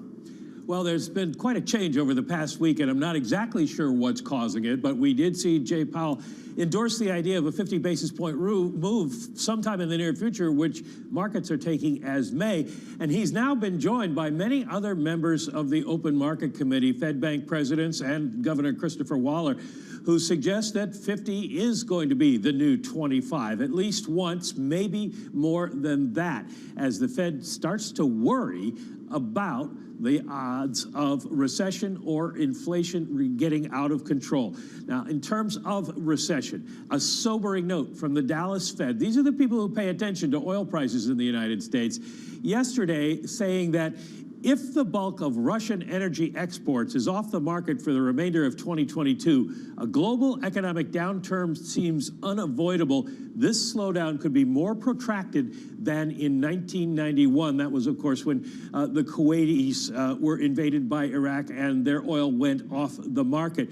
That is a real concern that seems to be growing because Russian oil is largely off the market. Right now, we're seeing big discounts to Urals oil, and people aren't wanting to buy it.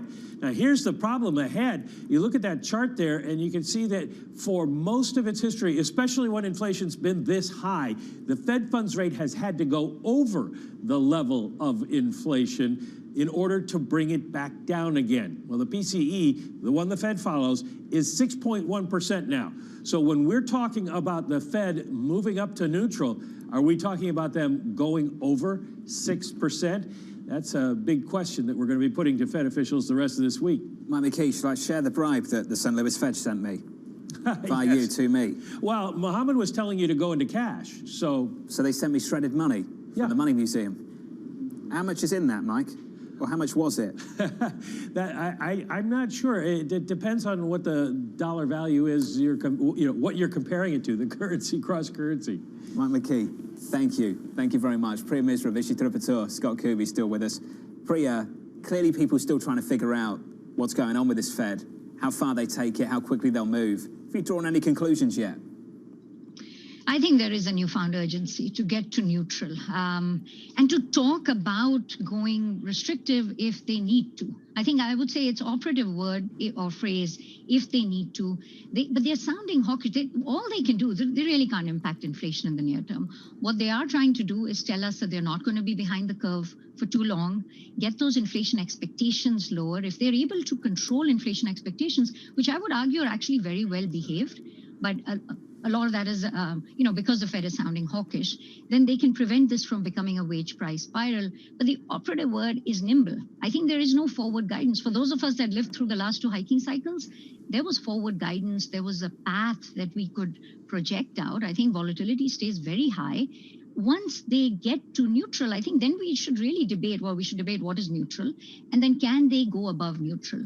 And I would say QT, even though the Fed says it's in the background, it's like watching paint dry, it tightens financial conditions. It's going to move long end rates higher. I think we should look at both. But right now, the communication from the Fed is let's get to neutral on the balance sheet, on Fed funds. And that's why I think the chance of a 50 or multiple 50s until that neutral, which I would say is closer to 2.25, I think until then, there's a very high chance that they sort of go much faster. 2.25. Vishy, what's neutral to you? Same thing, 2.25? I think that around that time, at that level, I think the most important thing is that there is a likelihood that the Fed would need to go beyond neutral. I'll take it one step beyond what Priya just said. We think that the likelihood that the Fed will need to go, closer to the, 2.75 or 3%, is very much there. They would, in order to get the inflation down, they need to go beyond neutral. And I think the market is getting closer to pricing it. We're not quite there yet, but I think that is the direction in which we are headed. Scott, since the Fed chairman started speaking, 2:30 Eastern time on Wednesday, the S&P's up more than 6%, up close to 6% to be more precise. Is that a problem? Yeah, I think it's a big move in the markets relative to a situation where the Fed seems to be wanting to get tighter than expected. I think the Fed's doing a great job of signaling where they want rates to go. I think their communication is good. And so I think the market sometimes just feels reassured that there's not as much uncertainty out there. One point I would probably disagree with what the other guest said, although I think have great opinions on those, is I don't see how we get to a sustained neutral rate of 2.25. We were there in 2019 in a great overall economy, and yet the Fed felt like it needed to cut rates 3 times in order to get that back below 2. I think that's one of the really interesting questions about what's raised the neutral rate enough that the economy can handle something that 2s when it couldn't before. It's not about the economy handling it, though. It's the market pushing back. We'll get into that in just a moment. Priya Misra, Vishy Tripatur, Scott Kuby. Coming up on the programme, the morning calls and later, rate hike expectations growing, providing fresh fuel for the big US banks. That's just around the corner.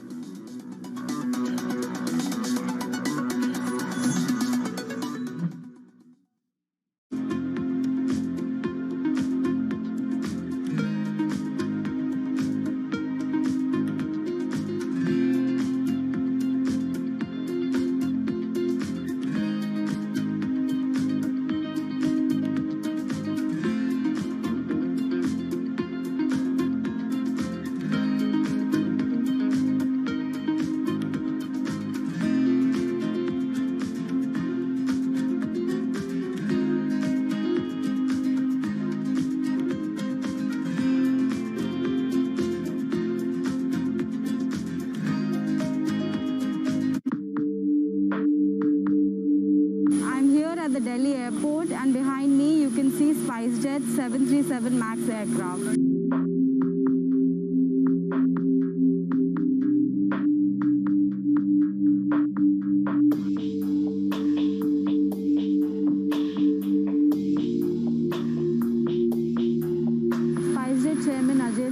Earlier today said that Boeing is going to compensate SpiceJet in form of cash and aircraft.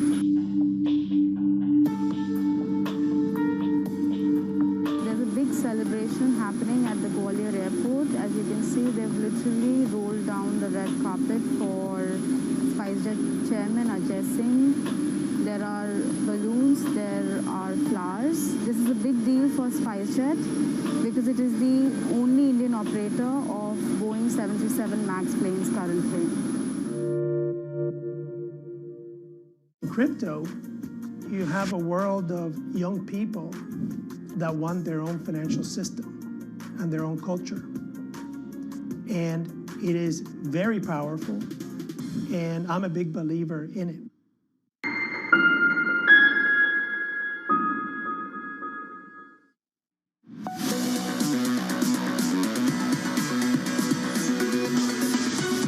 About 5 minutes out from the opening bow, futures down 0.5% on the S&P and the Nasdaq down 0.7%. Muted considering the big gains we've seen over the last few days. That's the price action here in the morning calls. First up, Piper Sandler cutting its Adobe price target to $545, flagging growth concerns and potential complications from the war in Ukraine. KeyBank upgrading T-Mobile to overweight, highlighting the company's best-in-class 5G network. We're positive there, more than 1%. And finally, Stifel cutting its Carnival Cruise price target down to 30. The analyst adjusting his estimates to account for the recent surge in fuel prices. That stock just a little bit lower. Coming up, the big banks edging lower with treasuries stabilizing from an unprecedented round. That conversation is next. From New York, this is Bloomberg.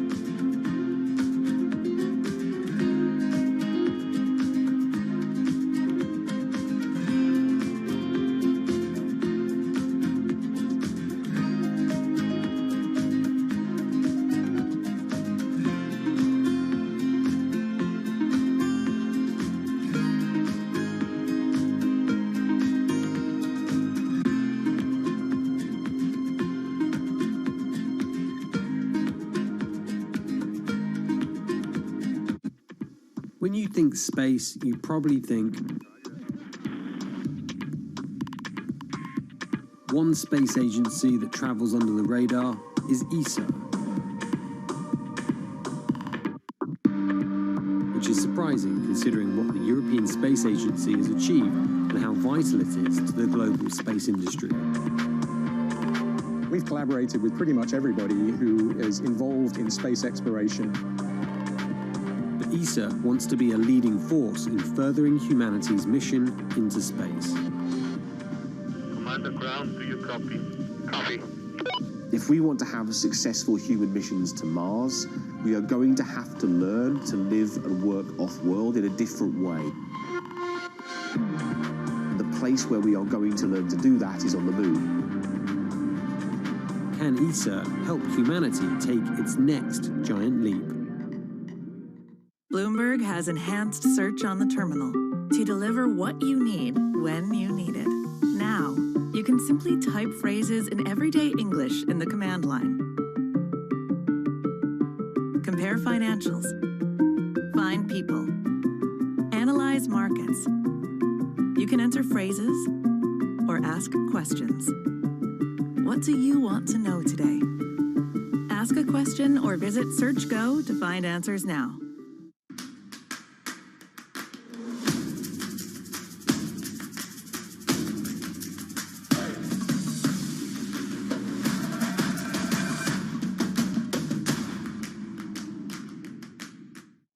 I think that it's hard to put your head around any narrative. Let's just be honest. We've had sort of a shift in, are we in some sort of stagflation fears moment? People were talking about that all day yesterday.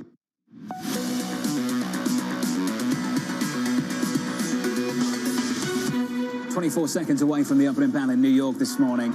Good morning to you. Your equity market down about 0.6% on the S&P. On the Nasdaq now, down 8 or 0.9%. The Nasdaq 100, since the news conference last Wednesday with Chairman Powell, up close to 9%. We've had a massive move into Wednesday. Switch up the board and get to the bond market. 10-year yields look a little something like this. Down a few basis points to 235, 234.98. The move on twos has been huge. Through the month of March, up more than 70 basis points, up in and around that kind of level.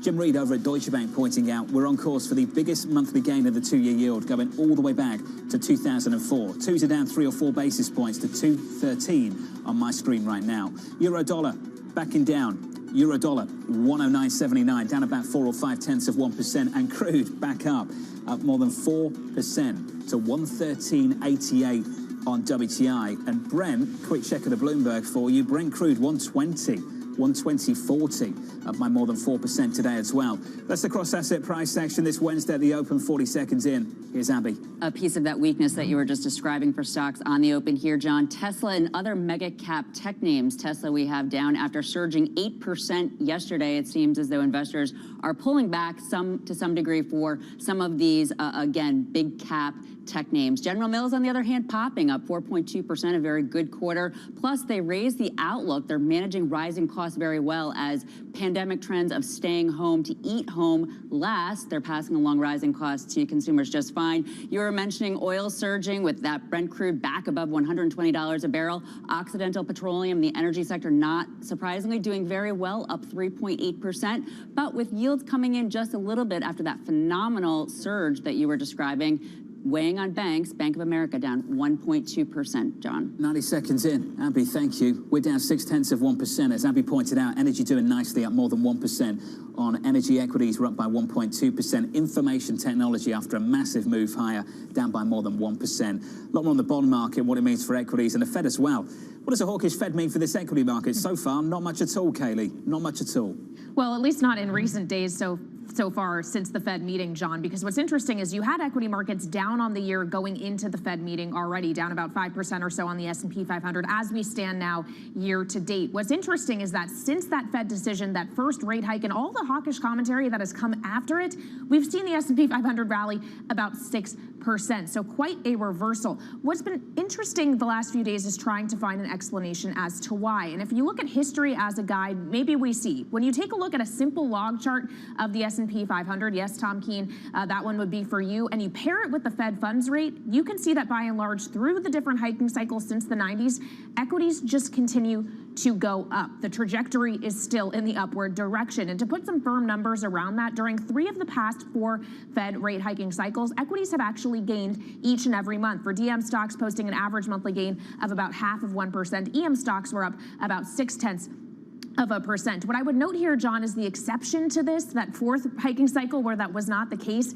It was 1994 when global stocks actually were posting average monthly declines, and that was also the period where real rates rose the most. And the context around that is considering what we heard from Jim Bullard yesterday, saying that what the Fed should be trying to emulate here is the 1994 cycle when the Fed engineered a soft landing, raises a question of what this cycle will mean for this equity market. That's the hope, Kelly, and thank you.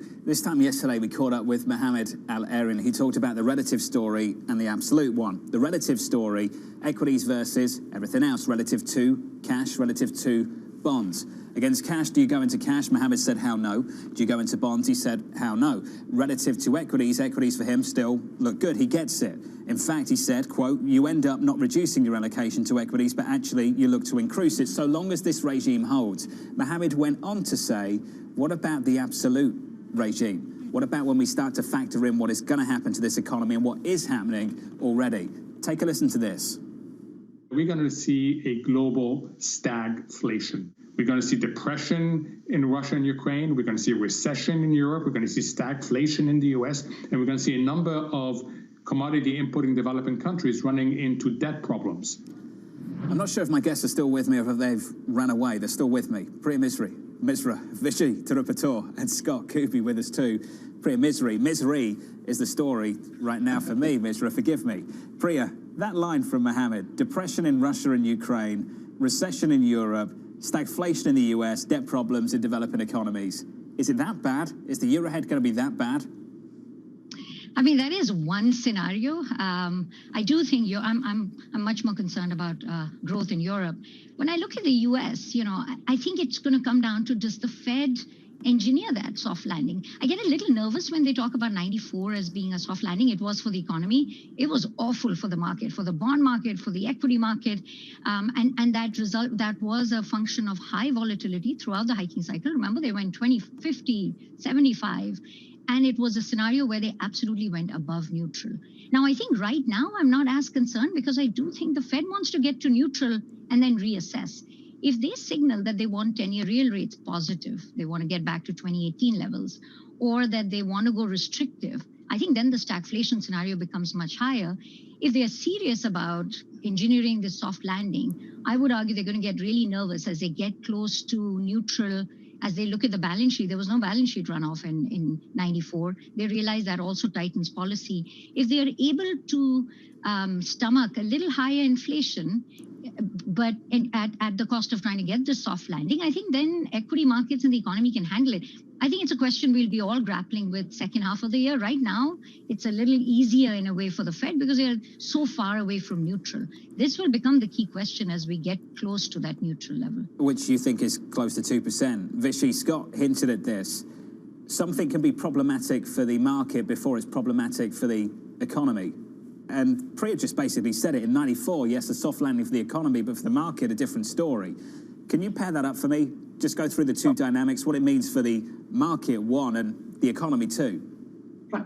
If you actually step back and look at 1994, we started 1994 around, I think, if I remember right, the target Fed funds rate was at 3%. We ended a year, I think, around 6% in 94. And we, in middle of 95, perhaps July of 95, Fed cut rates. After reaching 6%, they cut rates from 575, and they went, I think we had 3 more rate cuts in 1995 and early part of 1996, before they resumed a hiking cycle. So I think where I think about this is that we should not think about this as secularly, rates will just keep going higher. And I think what happens is that we think we'll go beyond neutral.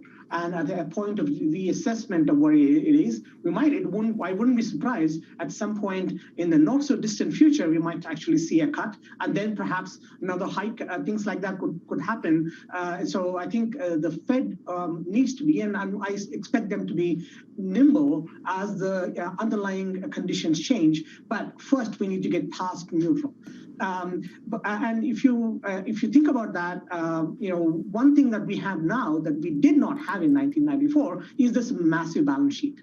And the massive balance sheet is much bigger even after QE1, QE2, QE3. What we have now is much bigger. So there is another dimension to it in terms of how the balance sheet unwind kicks in. We think they'll start unwinding the balance sheet. The QT kicks in the May meeting.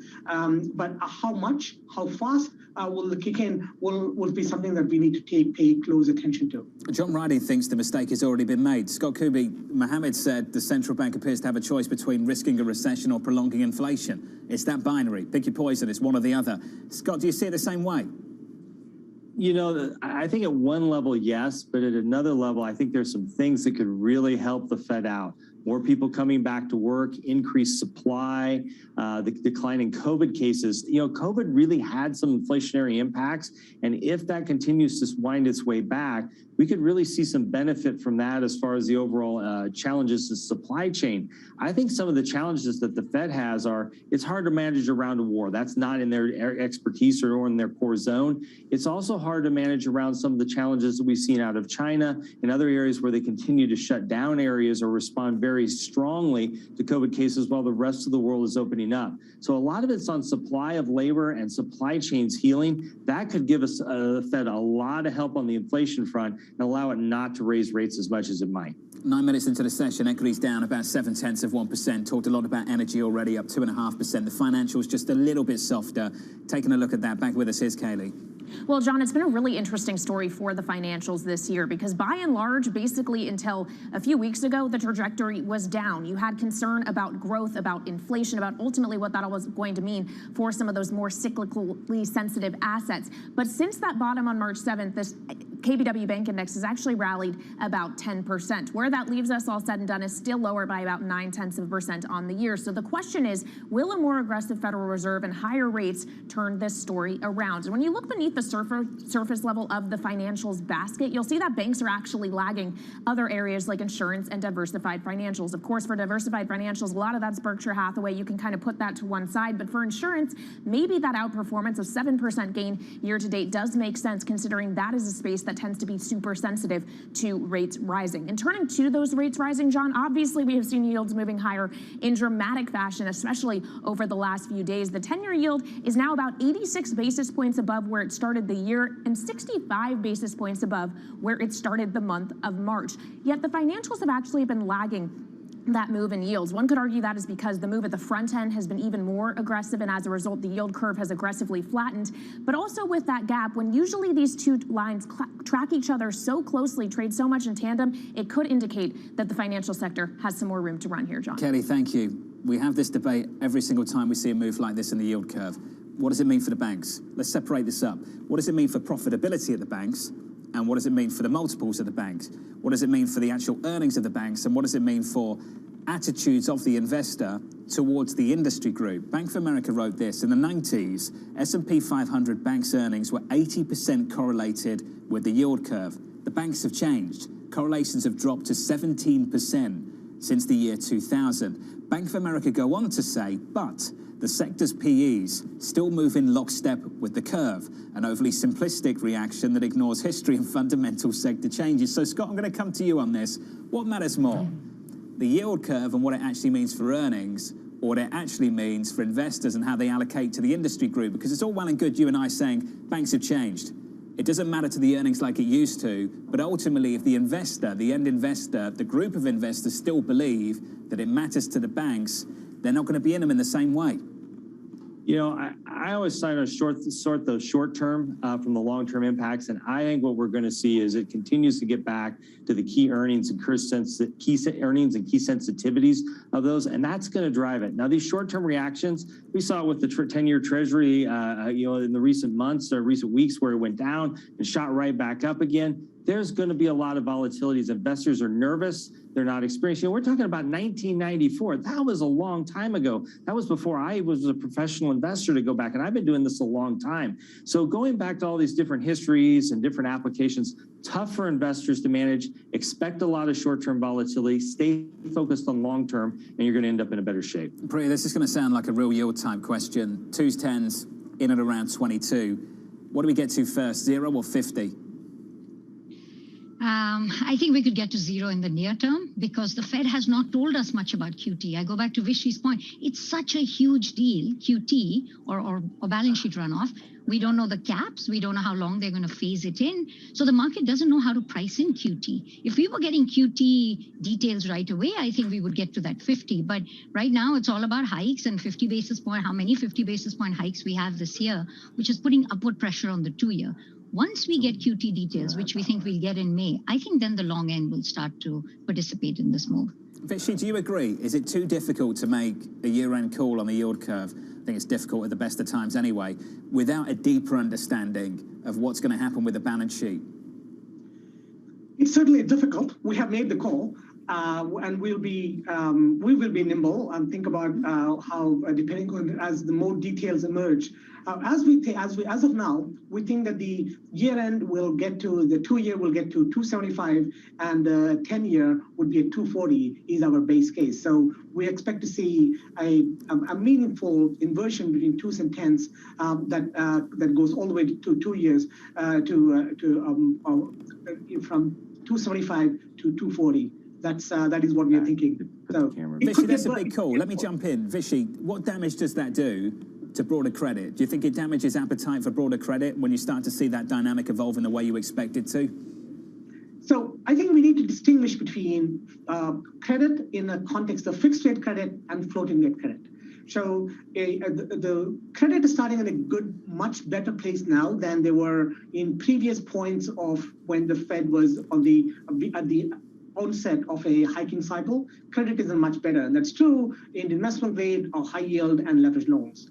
But for the most sensitive part here, more vulnerable part here, is that if we get a much more aggressive hiking cycle that comes much more front-loaded, that puts more pressure on the leveraged loan companies that depend on leveraged loans, the floating rate instruments for financing. And you have to look at it in the context of how does that higher cost of funding jive with earnings growth. So if we assume that the earnings growth stays positive, I think we'll be okay. If earnings growth turns negative, and that turns negative sooner, and you actually start seeing rate hikes coming through much earlier, then we could see a challenge to the leveraged loan dependent companies. But we think that I think we should not forget that we are in a much better starting point than we were even in previous cycles, in particular the 2009 cycle. Vishy, got to leave it there. Thoughtful stuff with Priya Misra, Vishy Tirupatur, and Scott Kuby. To the three of you, thank you. About 15 minutes into this session, we're down 0.8%. We pulled back on the NASDAQ by more than 1%. Coming up, Ukraine, urging the EU to target Russian energy. What we care about most is bringing Russia's war effort, Russia's war machine, to a halt.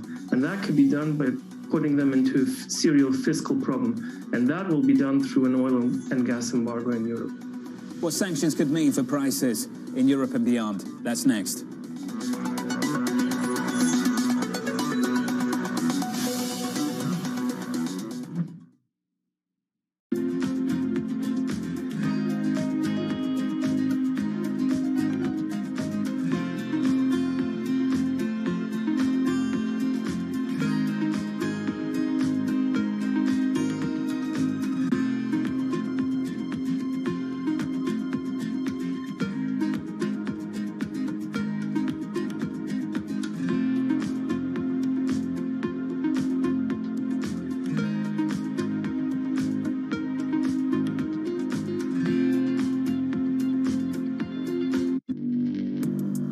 Access the financial world on demand. Hear from leading economists, policymakers, and industry experts via live and on-demand webinars, only from Bloomberg. Start exploring to see what's moving the markets. Visit Bloomberg.com/webinars.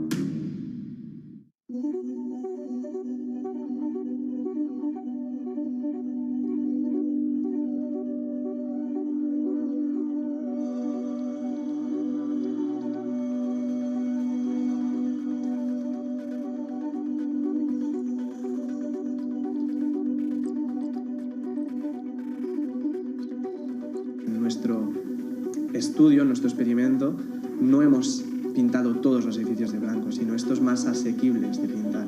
Y ya hemos detectado reducciones medias en el área metropolitana de 0,8 grados aproximadamente en un periodo de ola de calor y con picos máximos de 4 grados de disminución en un momento puntual del día, en una zona puntual del día. Y como dices, en una ciudad como Barcelona funciona incluso mejor que las zonas verdes, según las modificaciones, nos detectan incrementos, o sea, disminuciones de temperaturas mayores con tejados blancos que con incrementos de zonas verdes como tienen planteados el plan director urbanístico.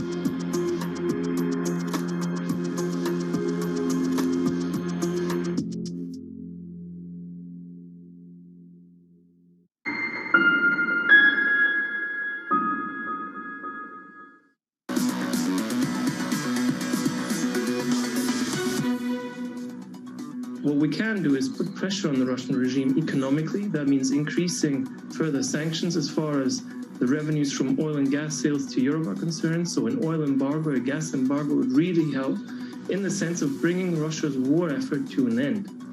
That's the ask. Right now, clearly Europe incredibly divided as the president leaves Washington and heads towards Brussels. Western allies meeting in Brussels as the EU considers fresh sanctions on Russian energy. Bank of America's Francisco Blanche had this to say. Our likely scenario is $200 a barrel plus, and the way we get there again is pretty simple, right? I mean, if you think about every million barrels a day of disruptions from Russia equates to $20 to $25 a barrel on the price. So if we get to go from a million plus to 4 million or so, we have to add $60 to $70 a barrel to our baseline spike scenario.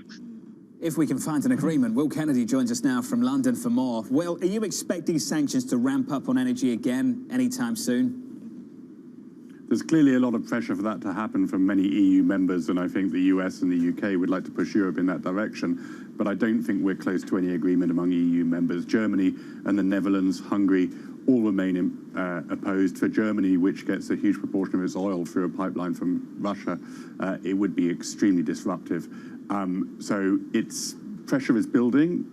I'm not sure we're there yet, but we'll see. There's clearly going to be a lot of pressure at this meeting, and we'll see what comes out of it. Well, how is this going to work? What we heard that the president, Vladimir Putin, would like so-called unfriendly states to pay for Russian gas with rubles. How will that actually work?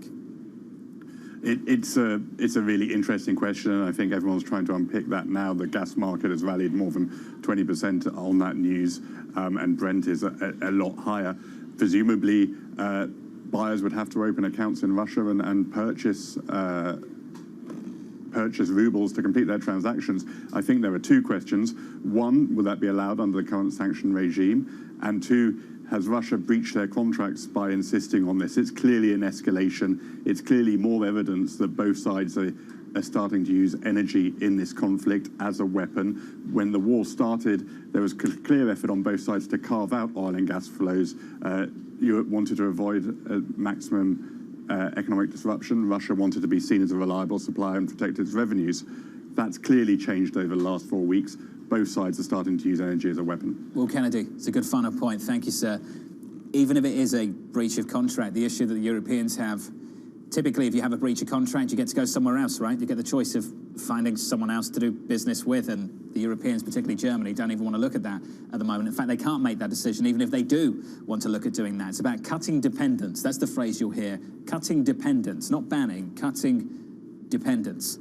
Crude, 120.53 on Brent, 114 on WTI with a sector price action. Just quickly, here's Abby. John, well, perhaps it's that big price for oil that's really cutting into stocks. The S&P 500 looking at its worst day in a week and a half. Not surprisingly, most sectors are lower, led by tech. Up top, though, energy and consumer staples. That's a defensive sector being helped out by General Mills. A good quarter and outlook there. The best day since March of 2020. Over the last year, consumer staples, they've fared okay. That defensive sector doing well from the pandemic trends, up about 14%, John. Abby, thank you. Coming up, your trading diary from New York. This is Bloomberg.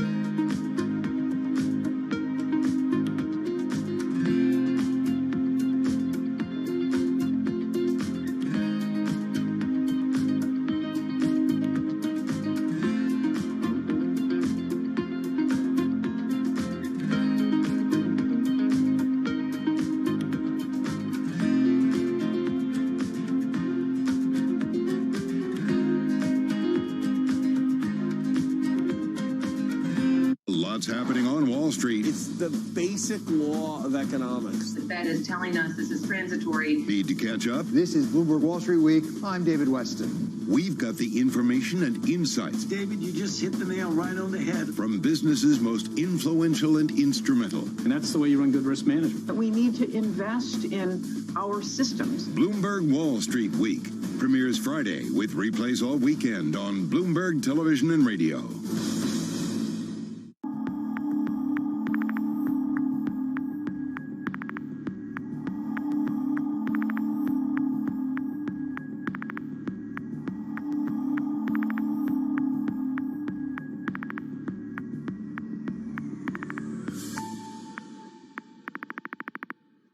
Mercedes-Benz is on a path towards CO2 neutral mobility. So we have flicked the switch there, and really we're going to step by step electrify everything. And what does that mean? Combustion engines get electrified.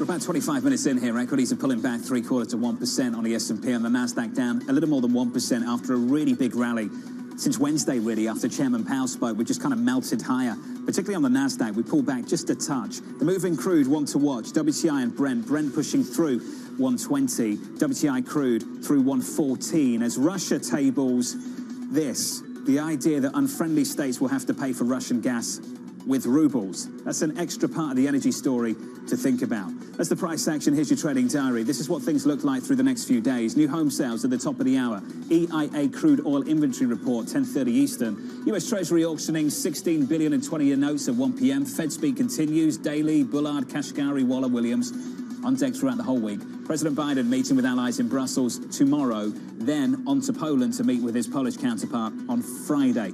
This week gets busier as we close things out. From New York, thank you for choosing Bloomberg TV. This was the Countdown to the Open. This is Bloomberg.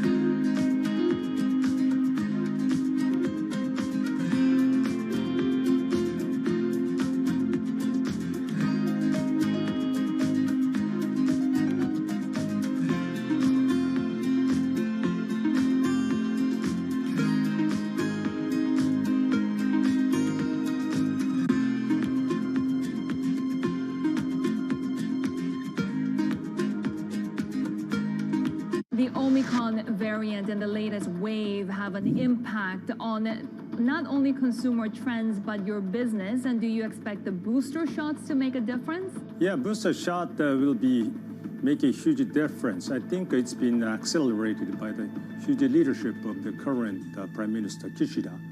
And I'm hopeful that our business will come back in Japan around perhaps mid-February to end of February, because we expect that a peak time will come around that time. And then the government will shift toward the reinvigoration of consumer. That will help us. And we had seen the huge comeback of the business in December when the things were toward the normalization. So I believe the business will come back, and I'm very much hopeful. Front Row, exclusive interviews with the most influential figures in finance. Lloyd Blankfein. Deflation is a terrible thing. Inflation you could tolerate. Kathy Wood. Tesla will be in the pole position to dominate. Jeremy Grantham. We've had a very, very abnormal honeymoon Goldilocks period. First available on the Bloomberg Terminal, then on Bloomberg Television and Bloomberg.com. Front Row, the best seats in the house for business's greatest minds.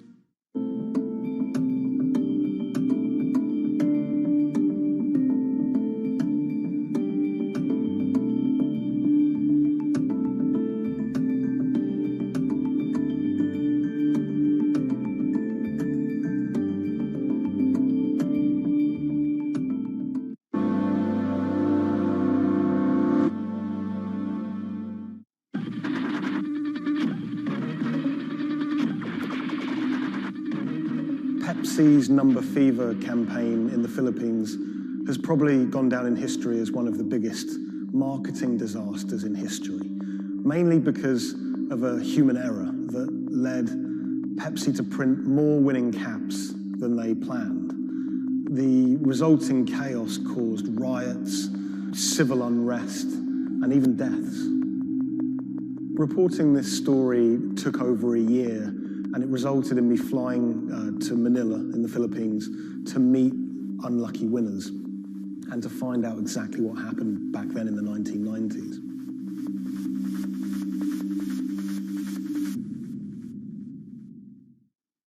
My name is Jeff Maish. I'm a journalist based in Los Angeles. I wrote the story for Bloomberg Business Week about Pepsi's Number Fever campaign.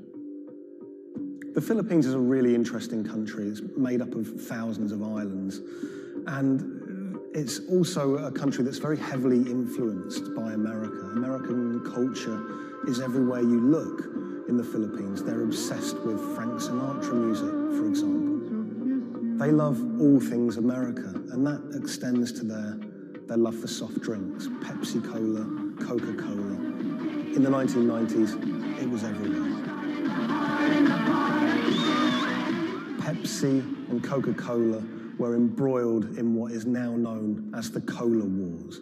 It was a fierce battle for market dominance.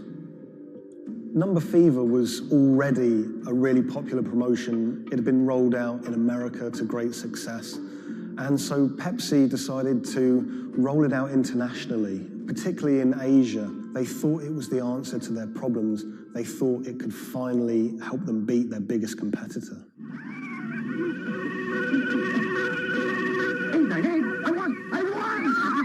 Look for the winning number in Sari stores every day, also on TV, radio, and newspapers. You could be a millionaire. $1 million pesos, or $68,000, doesn't sound like a lot now, but in 1992, that was a phenomenal amount of money. You've got to remember that in the Philippines at the time, the average monthly income was about $100, so $1 million pesos was wealth beyond anyone's wildest imaginations. Number Fever caught fire in the Philippines. Kids were saving up their pocket money to buy a bottle of Pepsi. Parents were squirreling away all of the bottle caps in bags. You would walk down the street and people were going through trash trying to find discarded bottle caps.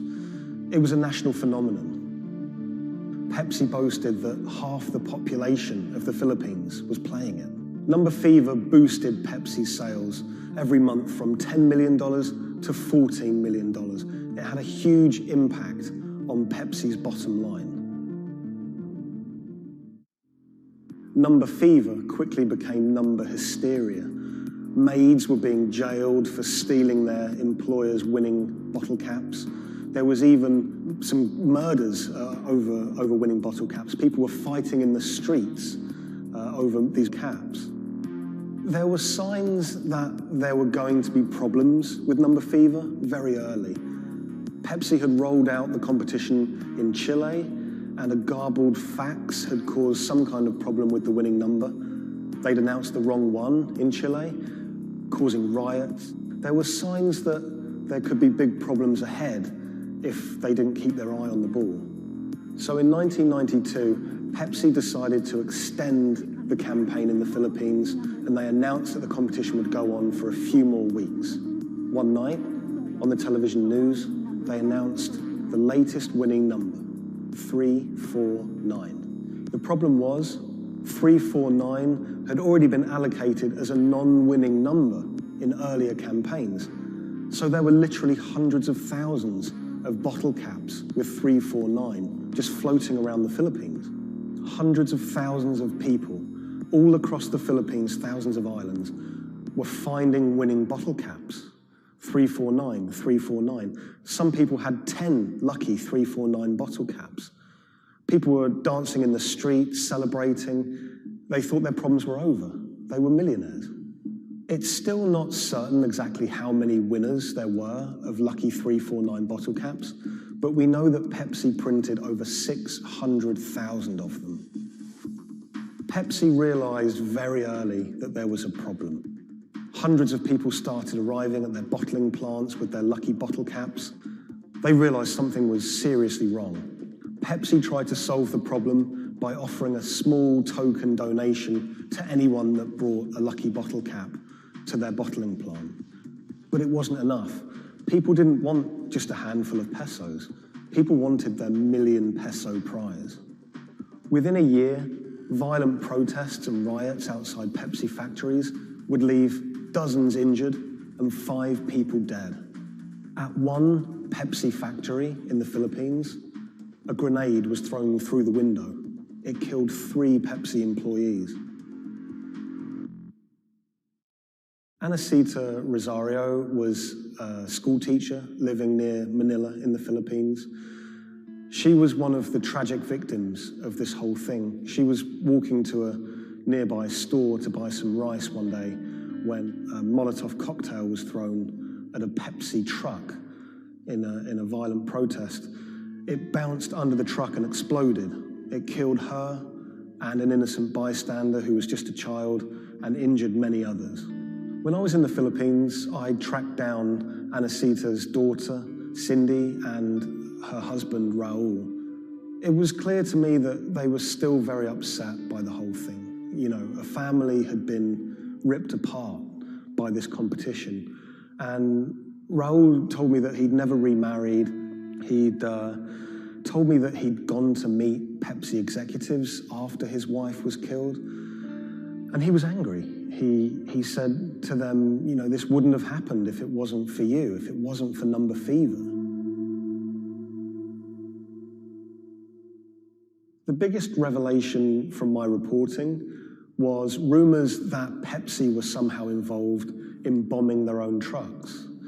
I found a newspaper report with a headline that said, "Pepsi goons bomb their own trucks." And when I visited the MBI, the police department in the Philippines, they presented me with documents and interviews with people who claimed that Pepsi had paid them to cause riots and to cause trouble outside their plants in order to destabilize the situation and to frame the owners of the coalitions that were fighting them to try and curry favor. I just thought that was so shocking. And of course, Pepsi denied it, but how bizarre that a company would be accused of bombing their own trucks.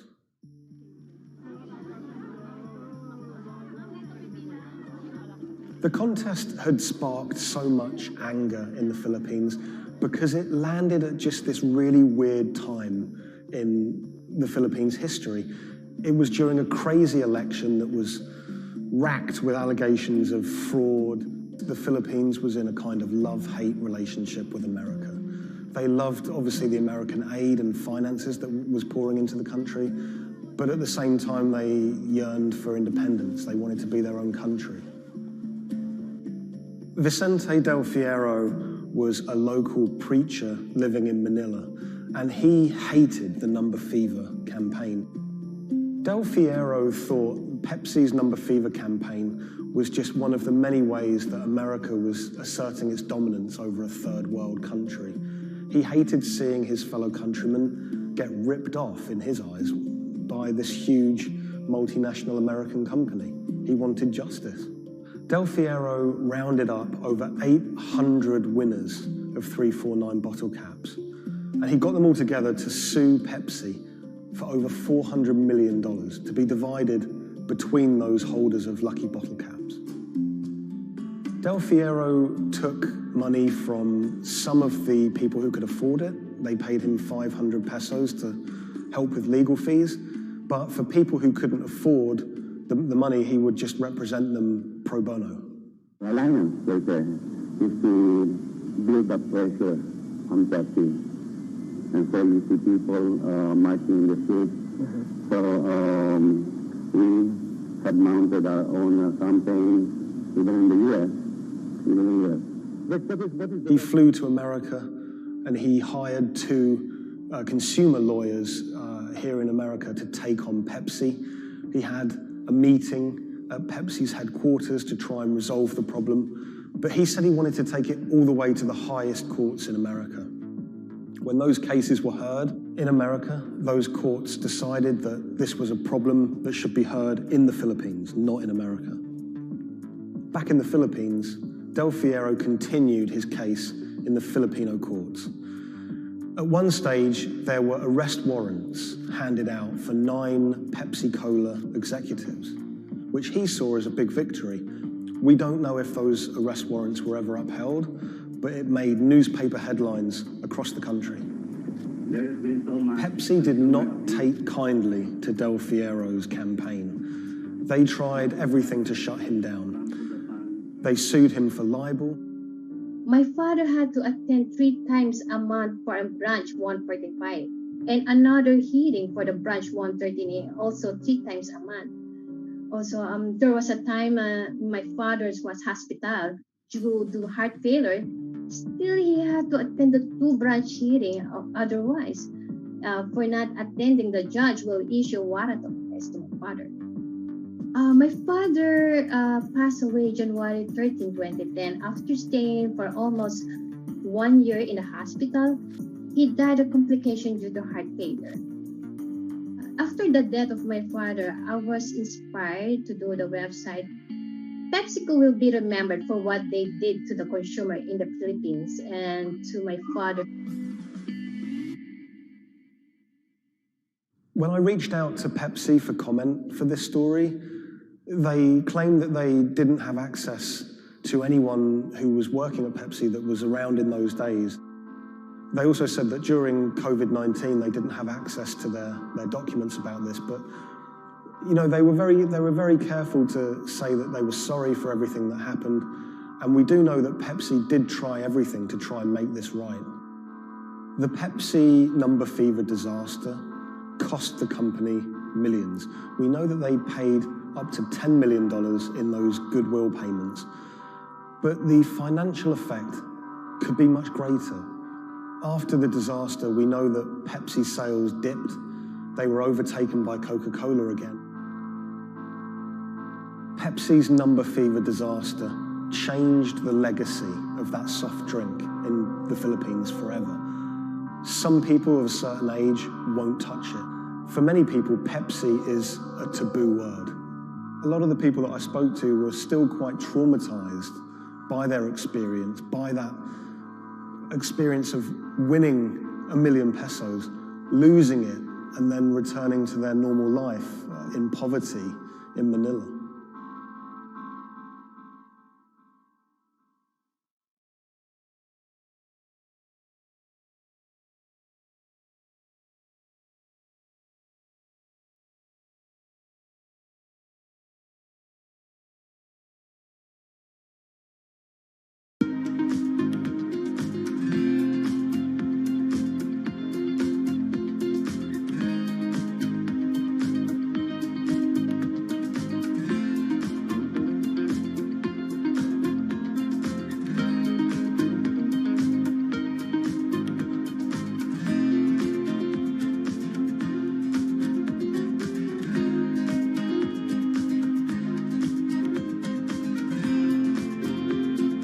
When the news of the bombing came out, it was a massive story in Germany. We are following some breaking news coming to us out of Dortmund in Germany. It was covered by all the media outlets. 3 roadside explosions triggered at the same time last night as a coach left its hotel in the south of Dortmund. Public figures commented on it. We should not let them affect our life, whoever it was. The media echo went far beyond Dortmund.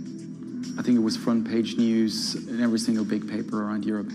Everyone thought of like a terrorist attack, and people were scared that throughout the city in Dortmund there was more attacks to be happening. Unbeknownst to investigators, just after the bomb went off and the players of the team were shell-shocked, the person who had masterminded the attack was actually sitting in the hotel eating steak and sweet potatoes.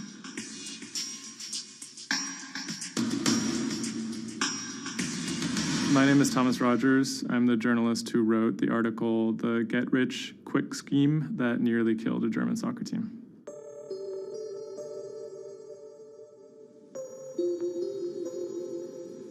Dortmund is a mid-sized city in the western part of Germany in a state called North Rhine-Westphalia. And it's a former industrial city that's kind of fallen on hard times in the last few decades.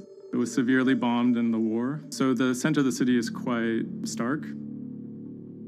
Some of the few high points include its soccer team. My name is Ike Henning. I'm a reporter with Bloomberg News, and I'm a great fan of Borussia Dortmund.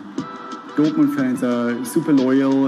On all match days, the entire city is in black and yellow. It's like a religion. I think more than most German cities, soccer does play a very large role in the identity of Dortmund. In October of 2000, the BVB became the first team in the Bundesliga to actually go public. Salaries for soccer players in the Bundesliga have gone up very dramatically. With such high prices, they thought that by going public, they would be able to compete better with big teams like Bayern Munich. Unfortunately, that didn't go too well. Dortmund bought too many expensive players, high wages, and the club almost went bust in 2005. The price of their shares, it has sometimes gone up, but mostly gone down since they made that decision. So on April 11th, 2017, the team was staying in a hotel on the outskirts of Dortmund. Match days are always special in Dortmund. Everyone is looking forward to it. The team always meets in the same hotel ahead of matches. They stayed in this hotel in order to have a kind of neutral space before games so that they could concentrate, be sort of isolated from distractions, things like that. Everyone was pretty optimistic. They had a chance to go really far, maybe into the finals. I was in the office and getting ready for match day. I was going to meet with a friend, a fellow Dortmund supporter, in a pub. As always, the fans are very excited about matches. On that day, they were heading to play in the quarterfinal against AS Monaco at Signal Iduna Stadium, which is in the center of Dortmund. Shortly before 7 p.m., the players of the team boarded their official team bus. When the bus took off the parking lot of the hotel and turned on the street, there were three detonations, 3 bombs that exploded and hit the bus of Dortmund. 3 explosions occurred close to the Borussia Dortmund team bus. The B team bus had just left the hotel. The explosions destroyed 2 windows in the rear part of the bus. People screamed, people jumped to the ground. The fellow Dortmund fan I was supposed to watch the match with, he called me and said, turn on the TV, there was an attack at the Dortmund bus. And I thought he was like, that was impossible. Some of the players screamed at the driver to keep driving as fast as possible because they were worried that people might storm the bus. German investigators say the explosive devices used in the attack on the Borussia Dortmund bus contained metal pins, and that one had pierced a seat headrest. Unbeknownst to the team members, the actual mastermind behind the attack was, as they were disembarking the bus, was actually eating steak and sweet potatoes at the hotel they had just left. Authorities are attempting to verify a letter left at the scene claiming jihadists were behind the attack. Because there had been a series of attacks by Islamic terrorists in Germany and Europe, there was widespread suspicion in the media that this was another Islamic terror attack. 3 letters were found at the site of the bombing that took credit for the attack on behalf of Islamic State. There were, however, reasons to doubt this particular narrative. Would actually be a surprise if ISIS were actually part of this attack. Possibly could be a ploy by other groups like the far right wing to try and shift the blame. The letters had some strange qualities. They were written in a strange German that used big, sophisticated words, but had basic grammar mistakes, as if someone was native German speaker, but pretending to be a foreign person. Federal investigators have detained 1 man suspected of links to Islamist terrorism, one of 2 suspects whose apartments were raided this morning. Shortly after the bombing, a man in Austria named Rudolf, who was a big BVB fan, he noticed that something strange was going on the stock market related to the team's shares. He emailed the lawyers of BVB, who then forwarded that email on to investigators. The email stated that someone had bought 60,000 BVB put options, a wager that the value of the shares of the team would fall below a certain amount at a certain date. Why would someone buy that ahead of a match and then 3 bombs go off? Something isn't right here. For the person to make money off of that, it required the stock to go down quite a bit in a fairly short period of time. And it wouldn't just be the team losing a match, it would require something much bigger than that. There was another big red flag about this purchase, which is the fact that it had actually been made, number one, on the day of the bombing, but also from an IP address that had been traced to the actual hotel where the bombing had taken place. When 3 explosions targeted the bus carrying the Borussia Dortmund footballers on April the 11th, written notes left at the scene claimed the attack was the work of ISIL. The truth, as is now alleged, is remarkable. On April 21st, the police arrested a man in a southern German city called Tübingen. He was on his way to work, and his name was Sergei Venegold. He seemed like an unlikely suspect because he had no known connections to the Islamic terror world. He didn't seem like a far-right extremist. He didn't seem like a left-wing extremist either. He seemed to be a completely unremarkable young man. A 28-year-old German-Russian man, named only as Sergei W., stayed in the same hotel as the players on the night before the bombing. He specifically requested an upper room overlooking the bushes where the explosive devices were hidden. The media dissected why he would do that, what was his past. He had been inspired by the 2015 terror attack in Paris. And he noticed that in the aftermath of the attack, the stocks of French companies went down. And he believed that if an attack took place that was directed at a specific company, that the decrease in stock price for that company would be even more dramatic. It never occurred to anyone that someone would do that out of greed. We now know that the suspect bought 3 different derivatives on the Borussia Dortmund shares. With all these derivatives, he bet on falling shares. The suspect bought the majority of these financial products on the 11th of April, the day of the attack. If the plot had been completely successful and the stock had reached a value of 0, Venergold would have made up to 570,000 euros, or the equivalent of about $608,000. Ultimately, the plan completely backfired. The attacker, Sergei Venegold, didn't make any money. In fact, he lost money. In court, he would be extremely quiet. He usually kept his hands clasped together. One of the lawyers actually commented that he had never seen a defendant act so calmly. Venergold had served some time in the German military. From that information and from online research, he was able to figure out how to assemble remote detonated bombs that would do what he hoped to do. There were a few days of extremely emotional testimony, including the soccer players who described doubting whether or not they could ever play another game again. It brought everything back up, and it didn't quite help them to kind of process what was going on. Throughout it all, he sat there completely silent. The big mystery that was swirling around the trial was the question of why. He may have simply done it because he wanted to impress a woman. Rebecca is a young woman who has a very troubled home life. She ultimately sees her relationship with Venergold as an opportunity to leave that troubled home.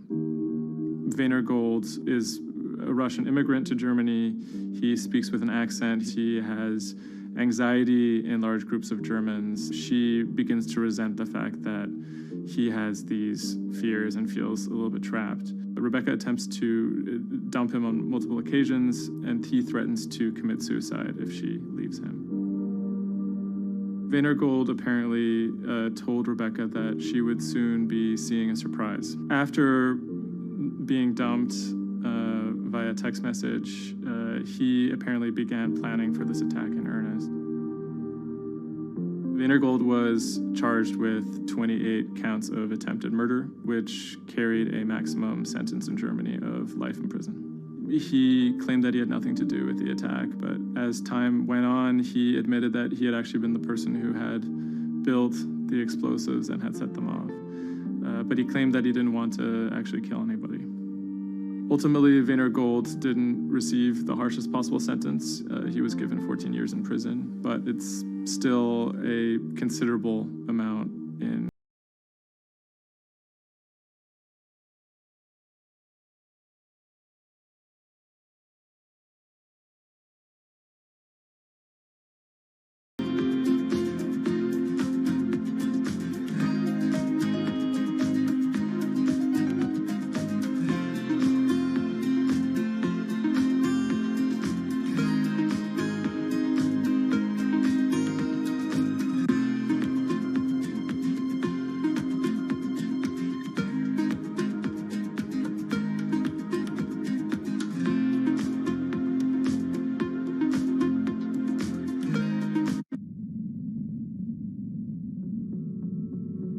The threat of an asteroid hitting Earth is very real.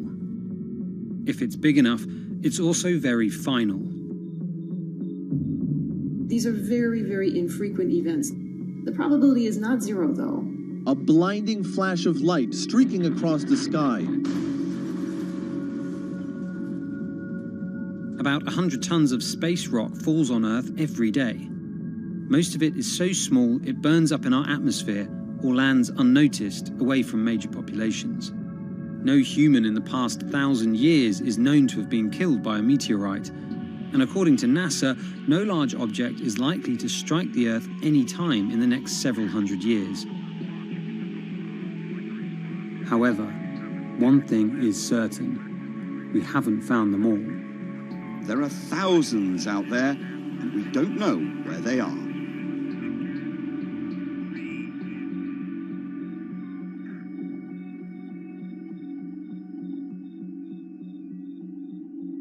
There are a lot of asteroids in our solar system. They number in the billions. Scientists all over the world are working toward detecting and deflecting the most catastrophic of natural disasters. The race is on to find as many of these objects as we can. We have a way of calculating whether or not an asteroid is potentially dangerous or not. I mean, I think it's something worth investing in. It's our existence at stake, right?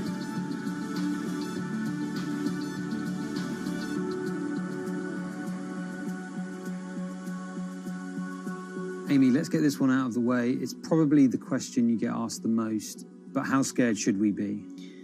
Asteroids and comets are a natural hazard that's out there like a lot of other natural hazards. These are very, very infrequent events, these collision events, where an object actually impacts the Earth. The most important thing that we need to know about asteroids is when the next impact is going to happen and how bad it will be. What we know is that an object that's about, say, a kilometer across is capable of causing very, very wide devastation across the planet, really, truly global devastation. The object that wiped out the dinosaurs was somewhere in the neighborhood of 5 to 10 kilometers across, so even bigger than that. At a kilometer, it's still going to be very bad and it will have global effects. For objects that are capable of causing what I would call sort of regional damage, kind of a large major metropolitan area, a city and its surrounding environments, sort of around 100-ish meters. It depends on the details of the composition and so forth. By the 1980s, NASA was cataloguing near-Earth objects. In 1994, stargazers watched as comet Shoemaker-Levy 9 hit Jupiter. The resulting zone of chaos was estimated to be as large as the Earth, and the event became a turning point in the search for asteroids and comets in our solar system. In 1998, Congress tasked NASA with finding 90% of asteroids and comets 1 kilometer wide or larger. Soon after, Hollywood blockbusters Armageddon and Deep Impact brought attention and fear to the masses. The great news is that the vast majority, more than 90% of all the really large 1 kilometer near-Earth objects have been found. The challenge now is working down to these smaller sizes that are still quite capable of causing a lot of damage, but they're just harder to spot because they're fainter, they're smaller. Can you give us a sense of how many are out there in our solar system? We know that there are a lot of asteroids in our solar system. They number in the billions. Most of them, however, are between Mars and Jupiter in what we call the main asteroid belt. This is a region of space where most of the asteroids in the inner part of our solar system live, and they stay there for many billions of years. There is another population, though, that kind of leaks inward and gets into the region somewhat close to the Earth, and we call these near-Earth objects. We think that there are millions and millions of near-Earth objects that are out there in the total population. As of today, we know of sort of around 20, 25,000, something like that. When we first spot an object, we really know very little about it. We just see something moving across the sky. So all you get is just sort of a handful of snapshots, just enough to be able to tell that this isn't an asteroid that we've already seen before. And then once we can calculate the distance to it, we can now start to make predictions about its true size. Is it large or is it small? So we have a lot of information that we have to get pretty quickly to really understand what's going on. Finding asteroids is just one piece of the puzzle. Planetary scientists are extremely skilled in determining the orbits and speeds of asteroids based on relatively small amounts of data. NASA runs simulations of the trajectories asteroids could take, which is useful but time-consuming. A team of scientists in the Netherlands have found a way that could buy us more time. Our method is very quick.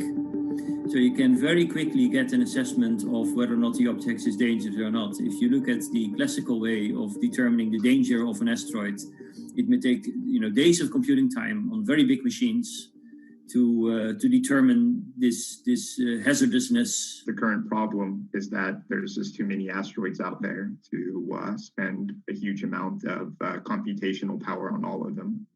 So the neural network allows us to focus on what really could go and pose a hazard to Earth.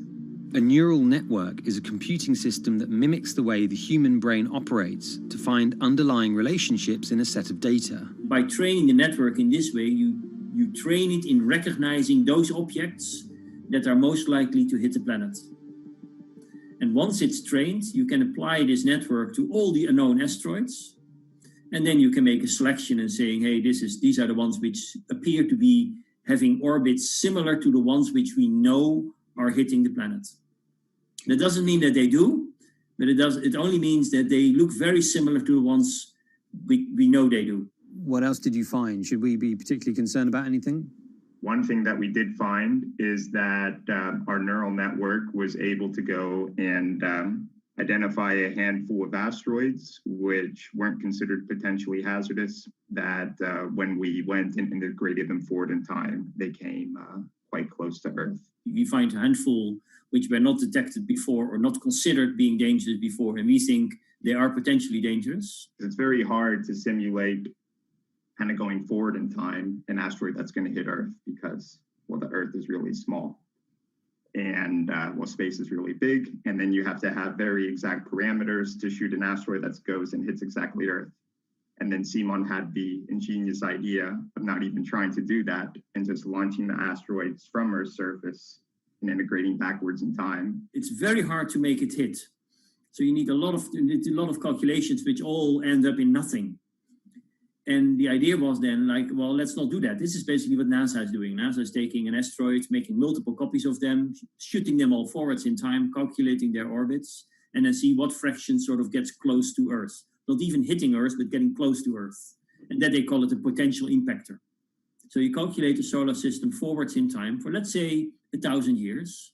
And then you launch asteroids from the surface as if you go forwards in time, would fall on the surface. You calculate them backwards to today, and then you get your orbital parameters of today's asteroids, which you know will land on the planet. And those you can use as known impactors and compare with all the other asteroids in the solar system. Can simulations and AI, can those things fill in the gaps where perhaps telescopes and other imaging tools can't? Absolutely. Since the observations get more complex, the physics gets more complex. And if the physics gets more complex, the mathematics becomes more complex. And at some point, you can't solve your problems analytically anymore. And then this is where the computer comes in. Now we have this trained neural network. We have a way of calculating in a fraction of a second whether or not an asteroid is potentially dangerous or not, and therefore deserves more attention or more time to spend on for really finding out if it is dangerous. When it comes to hunting asteroids, time is critical. What we can do about a potentially hazardous object depends a great deal on what we know about it and how much time we have before the encounter. We'd really like to find them when they're decades away, because the more time you have, the more options you have, and the less energy it takes to move an object aside. It also means we might not have to resort to launching a nuclear warhead at an asteroid. Until recently, pretty much our only choice. That's an option of last resort, in my opinion, yes. We have lots of options available. You can just simply bump into the object and just nudge it out of the way. That's one possibility, and that's kind of, in a way, sort of the simplest thing to think about, just nudging it off its path a little bit with, a massive object, a spacecraft, let's say. It's just kind of like bowling, if you will. If you have a long time or a long stretch of runway in the lane, just a very small twist on the bowling ball will make a big change in where it ultimately ends up. Another option would be something where you take a very big, massive spacecraft and you park it next to the object and you use the force of gravity as a towing rig. That takes longer, though, and you need to be able to send a pretty massive spacecraft, and it obviously depends a lot on how big the asteroid is. Other options start to get more and more complicated, and they range from painting one side of the object a white color and painting the other side dark, and then letting the pressure of light sort of perturb its orbit. In a departure from the lab and computer simulations, NASA has real plans to rehearse kinetic impact deflection. In 2021, the agency will launch DART, the Double Asteroid Redirection Test mission, which will intercept a 160-meter asteroid in 2022. Better to practice now before we have to deal with an actual threat. In the meantime, discovering asteroids is our best bet. Thousands of scientists and amateur astronomers around the world make up an informal network that survey the heavens. But that may not be enough. NASA wants more resources to map our solar system and better technology. We need to ramp up our network of sensors, and also we need to just continue to strengthen our network of international observers so that we can get follow-up, because we find these objects when they're distributed all over the night sky. Once we get more observations, we get better data, we can make better predictions. If you look at the big impactors we have had in the last, let's say, 20 years, or maybe 30 years, or 50 years, most of them we haven't seen coming. So the real danger, I think, comes from the objects we don't know about, and not from the objects we do know about. This particular natural disaster, like a lot of natural disasters and like climate change, is a problem of the global commons. So the thing that we risk collectively is that it sort of then becomes nobody's problem, and nobody takes ownership over it. The asteroids are all over the sky. They just truly cross boundaries and borders with a second's notice. I kind of imagine in the future maybe lots of small satellites around the Earth that are always going and looking outward. I mean, I think it's something worth investing in. It's our existence at stake, right?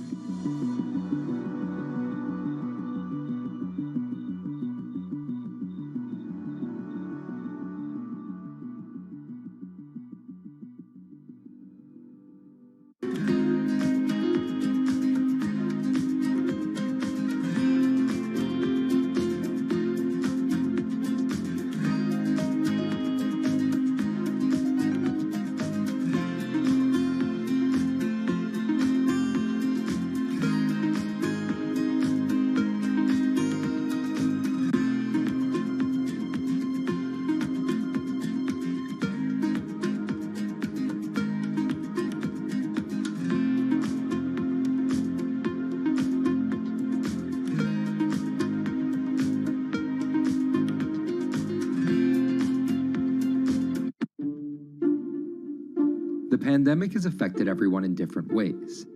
Some pass the time by baking. Homemade sourdough bread. Do I need to say more? Some chose to binge watch Netflix. It's your game. Or maybe you started a garden oasis in your backyard. Next, I'm going to put my lettuces in. But for millions of others, I'm going to be posting stocks that will boom. They wanted to uproot the financial industry. Let's just lock it on up and take $15,000. Here's a stock that can change your life. I see a stock going up and I buy it, and I just watch it until it stops going up, and then I sell it. I have gained over $3 million. I want some free money. I don't think you can overstate the online communities or social media's influence on financial markets. A large group of inexperienced investors who discuss their plans on social media platform Reddit have shaken up the stock market in a big way. The stock that everybody's talking about right now is GameStop. Video game retailer GameStop is set to continue their head-spinning ascent today. The revolutionaries on Reddit are spanking Wall Street's ass. The more these stocks go up, the more the big guys are getting creamed and losing billions of dollars. This isn't a wealthy person's game anymore. Anyone can play it. I took up a little bit of a new hobby, and I am interested in day trading. As an investor nowadays, you don't have to look a specific way. You don't have to wear specific clothes. You don't have to be doing it from a trading floor on Wall Street in like a high-rise building in downtown Manhattan. The narrative of what's driving the markets is no longer being held in secret offices in New York and Boston of privileged people talking to other privileged people. It's right out in the open. It's on Twitter, it's on Reddit. From brokerage apps to Discord channels and subreddits to TikTok finfluencers, one of the last holdouts in the world of disruption, finance, is next in line.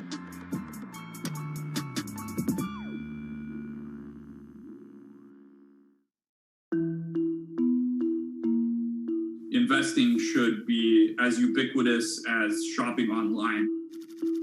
That's Vlad Tenev, the CEO of Robinhood, the online brokerage app, talking about how he wants his app to disrupt the world of stock trading like Amazon disrupted the world of home shopping. And I think that speaks to exactly the mission that a platform like Robinhood has, which is to democratize investing.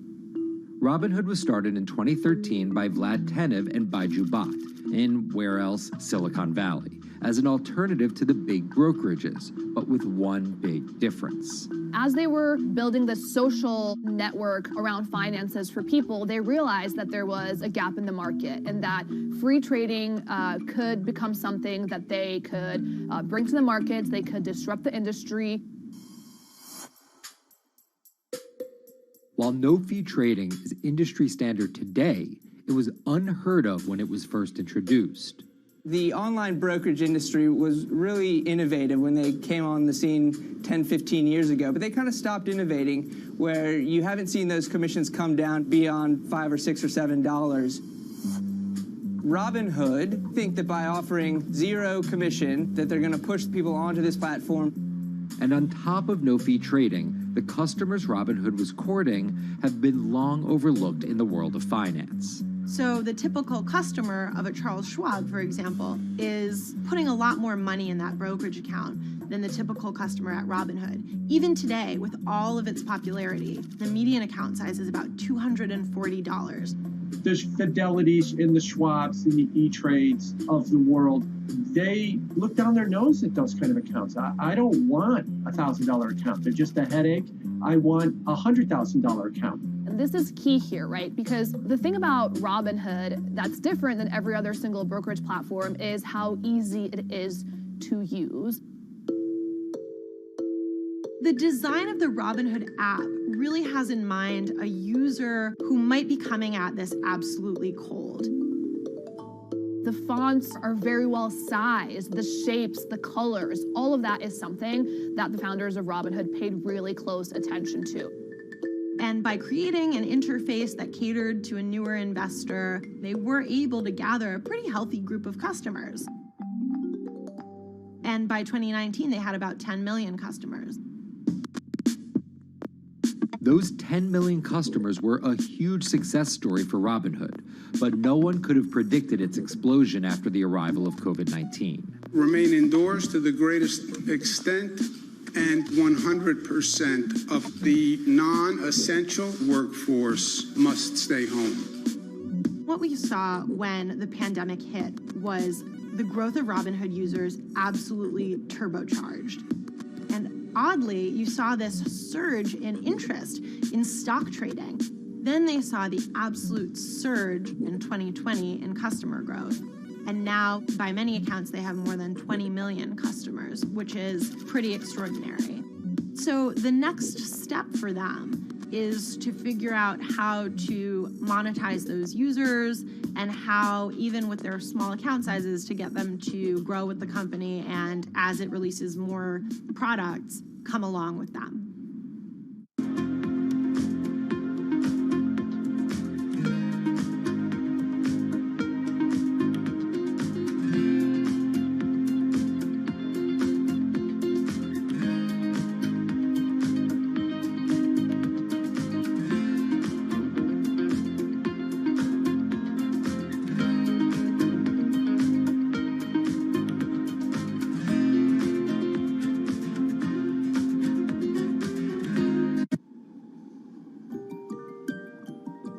Robinhood would become one of the COVID economy's breakout successes. Robinhood traders, as they're called, became the shorthand explanation for the frenzy of often speculative retail investing after the pandemic lockdowns.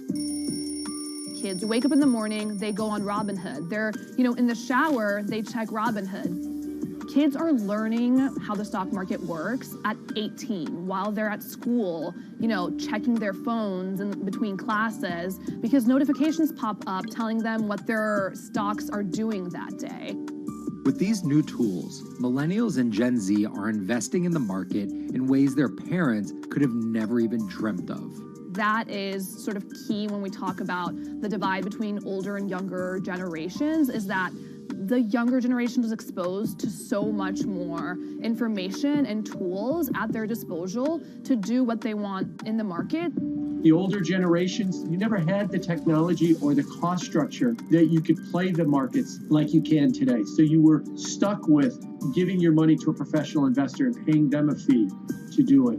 When I speak to young kids, they tell me, I'm making mistakes, I'm losing money. I'm not a perfect investor, but I'm 18, and by the time I'm 30, which will be, 10 years from now, I'm gonna have interacted with the markets for a decade. And so it's a learning experience more so than anything else.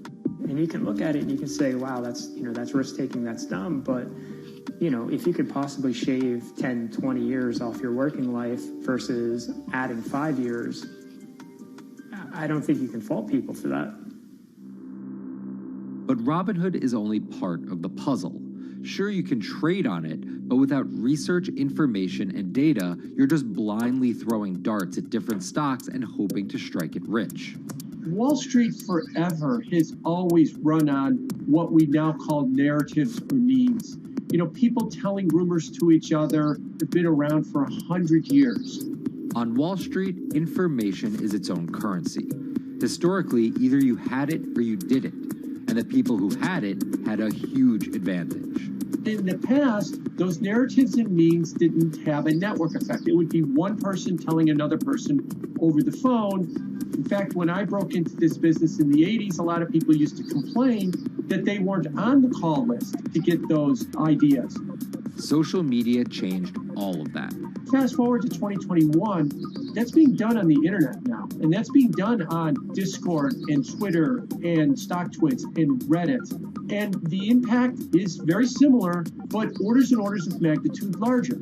As social media has played a bigger part in our lives, it's also played a bigger and kind of more important role in how people find investing ideas online and on these platforms. How do those ideas spread? On TikTok. Yes, that TikTok. Soon may the weatherman come to bring us sugar and tea and rum. People aren't just going to it for sea shanty videos. The personal finance hashtag on TikTok has garnered 3.5 billion views from its 1 billion monthly active users. By comparison, videos found under the cooking and health tips hashtag have 2.6 and 2.1 billion views respectively. The trajectory of Robinhood and TikTok were literally on par. What happened in the stock market this week? So the word of the week is expectations. Absolutely essential that you guys understand the risks of shorting. And Kayla Kilbride and Kyla Scanlon are two of those financial influencer TikTokers, also known as finfluencers. I think people still care about fashion, they care about culture, but it's also like there's this big behemoth thing called the stock market that we really don't know a whole lot about, and it's gatekept behind the industry. And so people like want to unpack that. And so my audience is a lot of them are younger investors who are looking to hone their skills. Tech and right up. Kyla and Kayla are two of the more, let's say, professional TikTok influencers. The Tesla ARK Bitcoin Biotech Risk Cluster.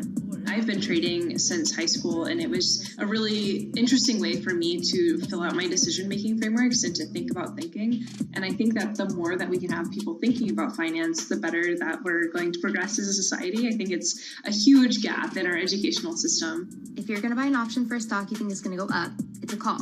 So think of it like this. I made the options video where I was like, options are just like shopping.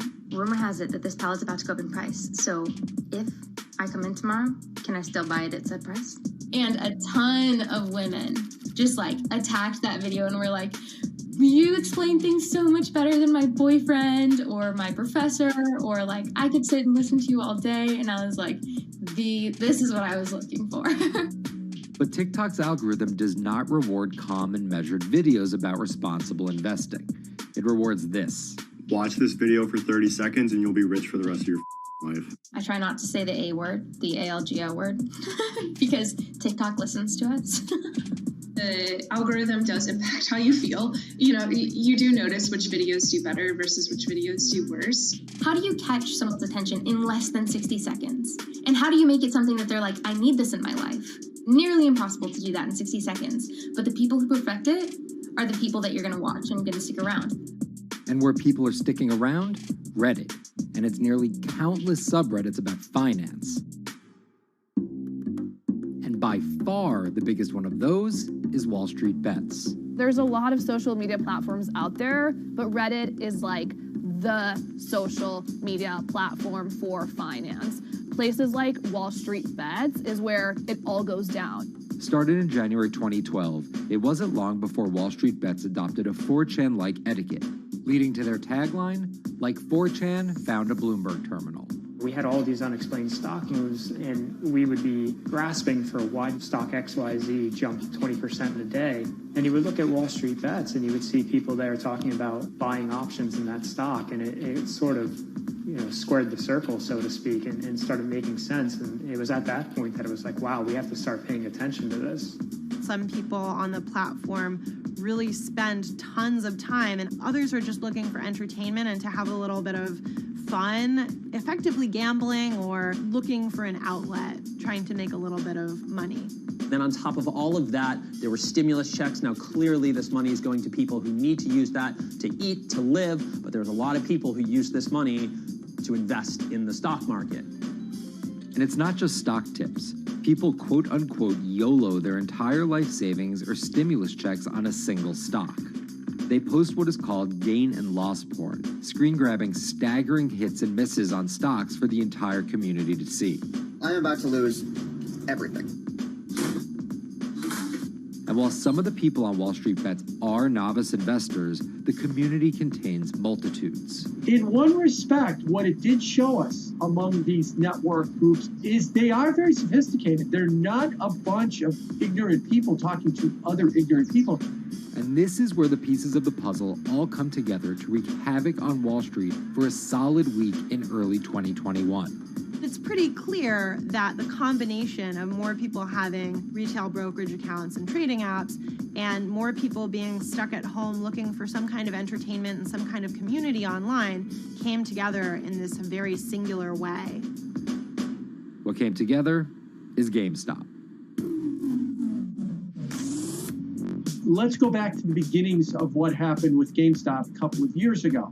On the boards like Reddit and StockTwits, a lot of people were talking about GameStop as being attractive value. Some of them are even, Wall Street alums who left the industry and now still have access to tools that they can use to improve their financial well-being and make very good decisions. And I think Roaring Kitty is a perfect example of that. GameStop is one of the most compelling asymmetric opportunities in the market today. Really, I don't understand how you could disagree with that.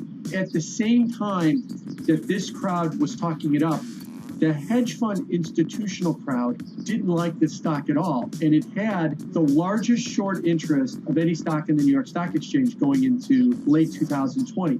Short selling is a bet that a stock price will fall, and it's a fairly simple concept.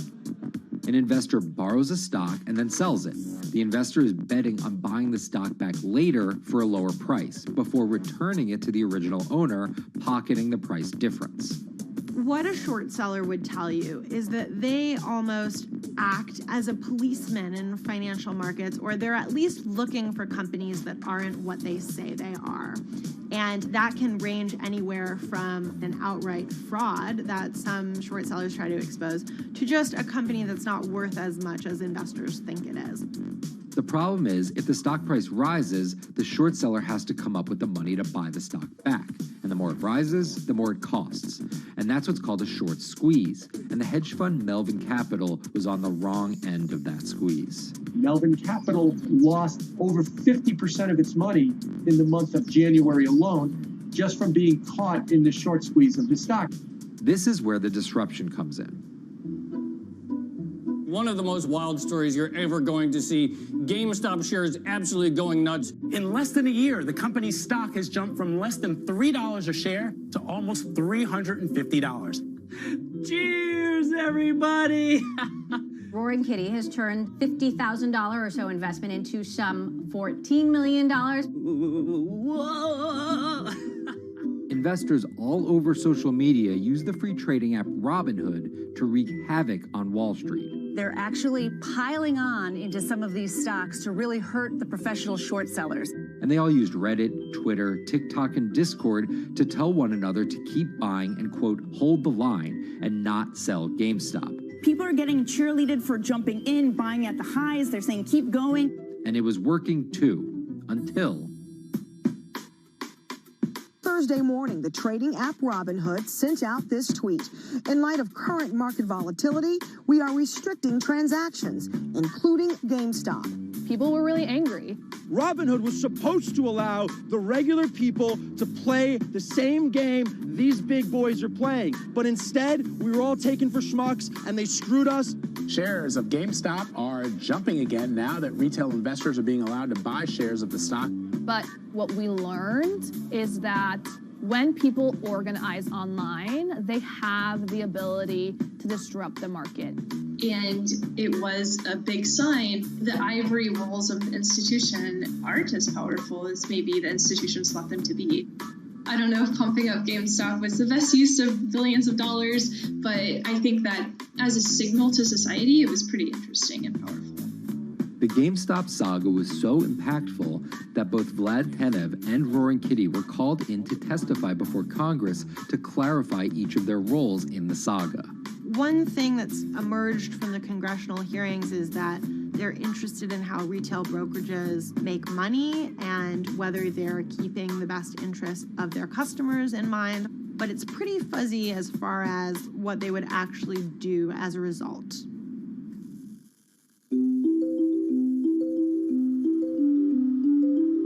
While the frenzy around GameStop eventually subsided, it didn't take long for retail investors to find other areas to invest their money.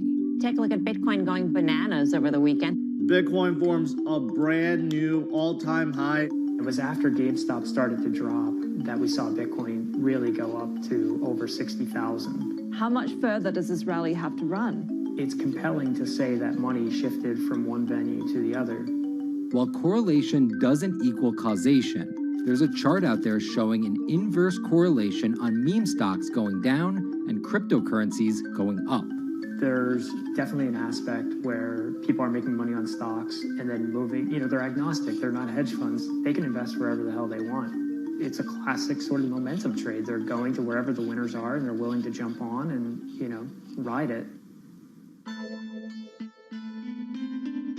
So whether it's meme stocks like GameStop, meme coins like Dogecoin, or entirely new ways to invest in art like NFTs, the new kind of retail investor is making its presence known. Over the next 10, maybe 15 years, you're going to continue to see, whether by choice or by force, that baton go from older generations to younger generations. I don't think any single app is going to be the thing that disrupts. I think people are the disruptors. How people get ideas about what to invest in has become increasingly entwined with social media. And as social media companies govern more and more of our lives, the fact that now they're tied in more intimately to people's wallets is something that we might want to understand better. Usually what disruption, I think, means is technology comes in, whether it's blogs to the newspapers or online retailing to brick and mortar. They come in and they're in the same business, but they just do it in such a gigantic cost savings that it causes everybody to switch. Well, that's the risk that happens here, is that it's so much cheaper to just manage your own money. We're not there yet, but costs and conveniences are moving in that direction. So I'd say, Wall Street, you haven't been disrupted yet, but you could be in the coming years, and that the final chapter on this story hasn't been written.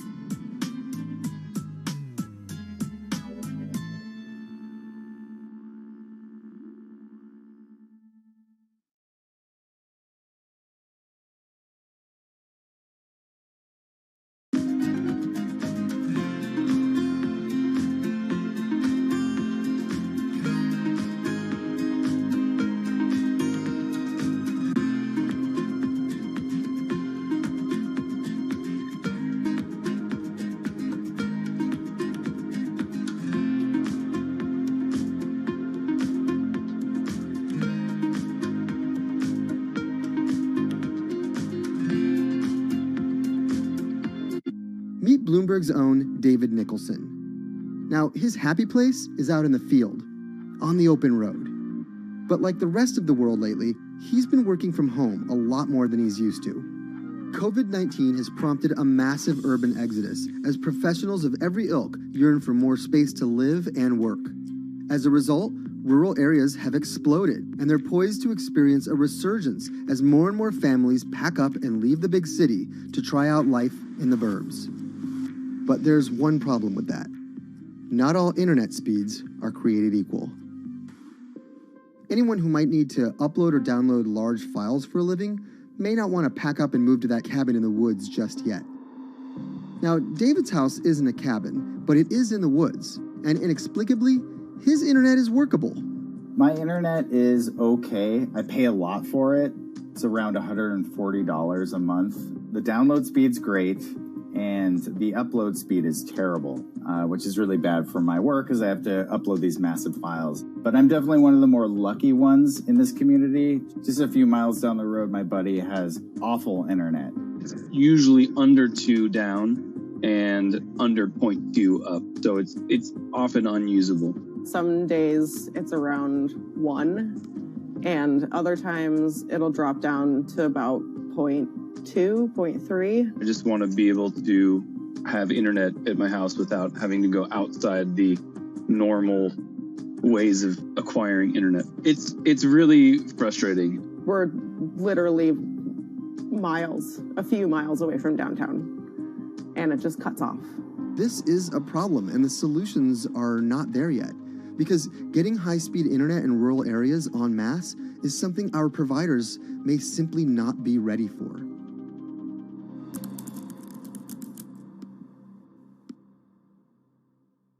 If your internet service doesn't have fast download and upload speeds, then you don't have high-speed harmony. You have. Americans on average pay about $70 a month for internet at home. But in rural areas, it could cost a lot more for a lot less service. So the pricing for a fixed wireless provider here can be something between $80 and $150 for about 25 megabits per second. However, gigabit service, which is 1,000 megabits per second and symmetrical, is running at about $119 a month or $130 a month. That's John Paul. He co-owns Spiral Fiber, an internet service provider here in Nevada County, California. And for the past 10 years, he's been trying to bring an affordable fiber optic network to town. It all started when he applied to be part of the pilot program for Google's fiber service. Across the country, civic boosters have been going to extremes, chanting, singing, and marching, trying to get the search engine giant to look at their town. The internet these days is crucial to be in the world, to be a part of the world, and to be connected to your community. Google ultimately went with Kansas City, Missouri, which left Paul on a mission to get funding to lay out fiber optic networks for gigabit service. Over the next several years, he would attend conferences and pitch venture capitalists and apply for grants to make his vision come to life. One of the biggest roadblocks to building infrastructure for the internet here in the United States are the existing large providers. They have their land staked out. They would prefer that nobody come in and compete against them. In 2013, we applied for a grant. We went down and met with the commissioners at the California Public Utilities Commission. It was an arduous process to get funded, but we finally did against all odds. We got a $16 million grant, and then we went out to seek venture capital. Then, in March of 2020, the pandemic hit the world. Everybody got locked down, and everybody came home, and everybody started using the internet. And I remember seeing on one of the local fixed wireless providers' websites, they've said, hey, we know you're all staying home, but please don't use too much video, and please don't use too much bandwidth. And I thought, that doesn't work. The U.S. connectivity gap is far greater compared to countries that are considered its peers economically. Some developing nations actually have better internet than rural America, like in Kenya, which has a state-of-the-art fiber optic network fed in from their coastline. The American connectivity gap does largely affect rural areas that are either outside of service coverage or simply prohibitively expensive. This is Rebecca. She and her family moved to Nevada County just a couple miles down the road from David. They took for granted that high-speed internet would just exist in the area, and it's not something they even bothered to check on before buying their house. Turns out, all they got was dial-up. We wanted to move where we had a little more space, room for the kids to run around, just be out in the mountains a little bit more. Having come from a bigger city area where Wi-Fi is pretty readily available, we hadn't really considered that in our purchasing of the house, whether that would be an option or not. When school started, and now that we are remote learning with our children and we're doing everything from home, we didn't have the option to do that at our house. So every day when school would start, we'd have to pack the kids up and we'd go to my in-laws' home. They have a little cabin up in this area that does have Wi-Fi already. Rebecca's situation is the norm in rural America. According to data from the Federal Communications Commission, just 4% of urban Americans lack access to broadband internet. That's compared to almost 40% of people who live in rural areas. While that was the case, there were also racial and socioeconomic divides in terms of who had that access. In addition to that geographic difference, low-income African-American students, Latino students, and first-generation college students were more likely than others to have only one device at home that's shared among multiple siblings and or lack access to that actual connection. For most American towns, there's also a lack of competition, forcing internet prices up. And large providers like AT&T and Comcast aren't incentivized to expand service to these rural communities. This is how Xfinity makes life simple, easy, awesome. So in our area, we have a small imprint of Comcast, but they're not going to go out to the more rural areas. It's just not cost effective for them to do it as a large company. In order to lay fiber cable, you're actually physically digging trenches into the ground. And for internet service providers, they're primarily focused on maximizing their profits. And so the fewer customers you have, in any square mile and the more fiber you have to lay, that's just kind of harder to pencil out from a purely economic standpoint. AT&T released a statement on the matter, expressing the need and desire for government assistance to fund fiber optic expansion to areas deemed unprofitable. Comcast released a similar statement encouraging more public-private collaboration on this effort. Federal agencies do offer grants to help communities build broadband networks, but many have argued that there's not enough flexibility on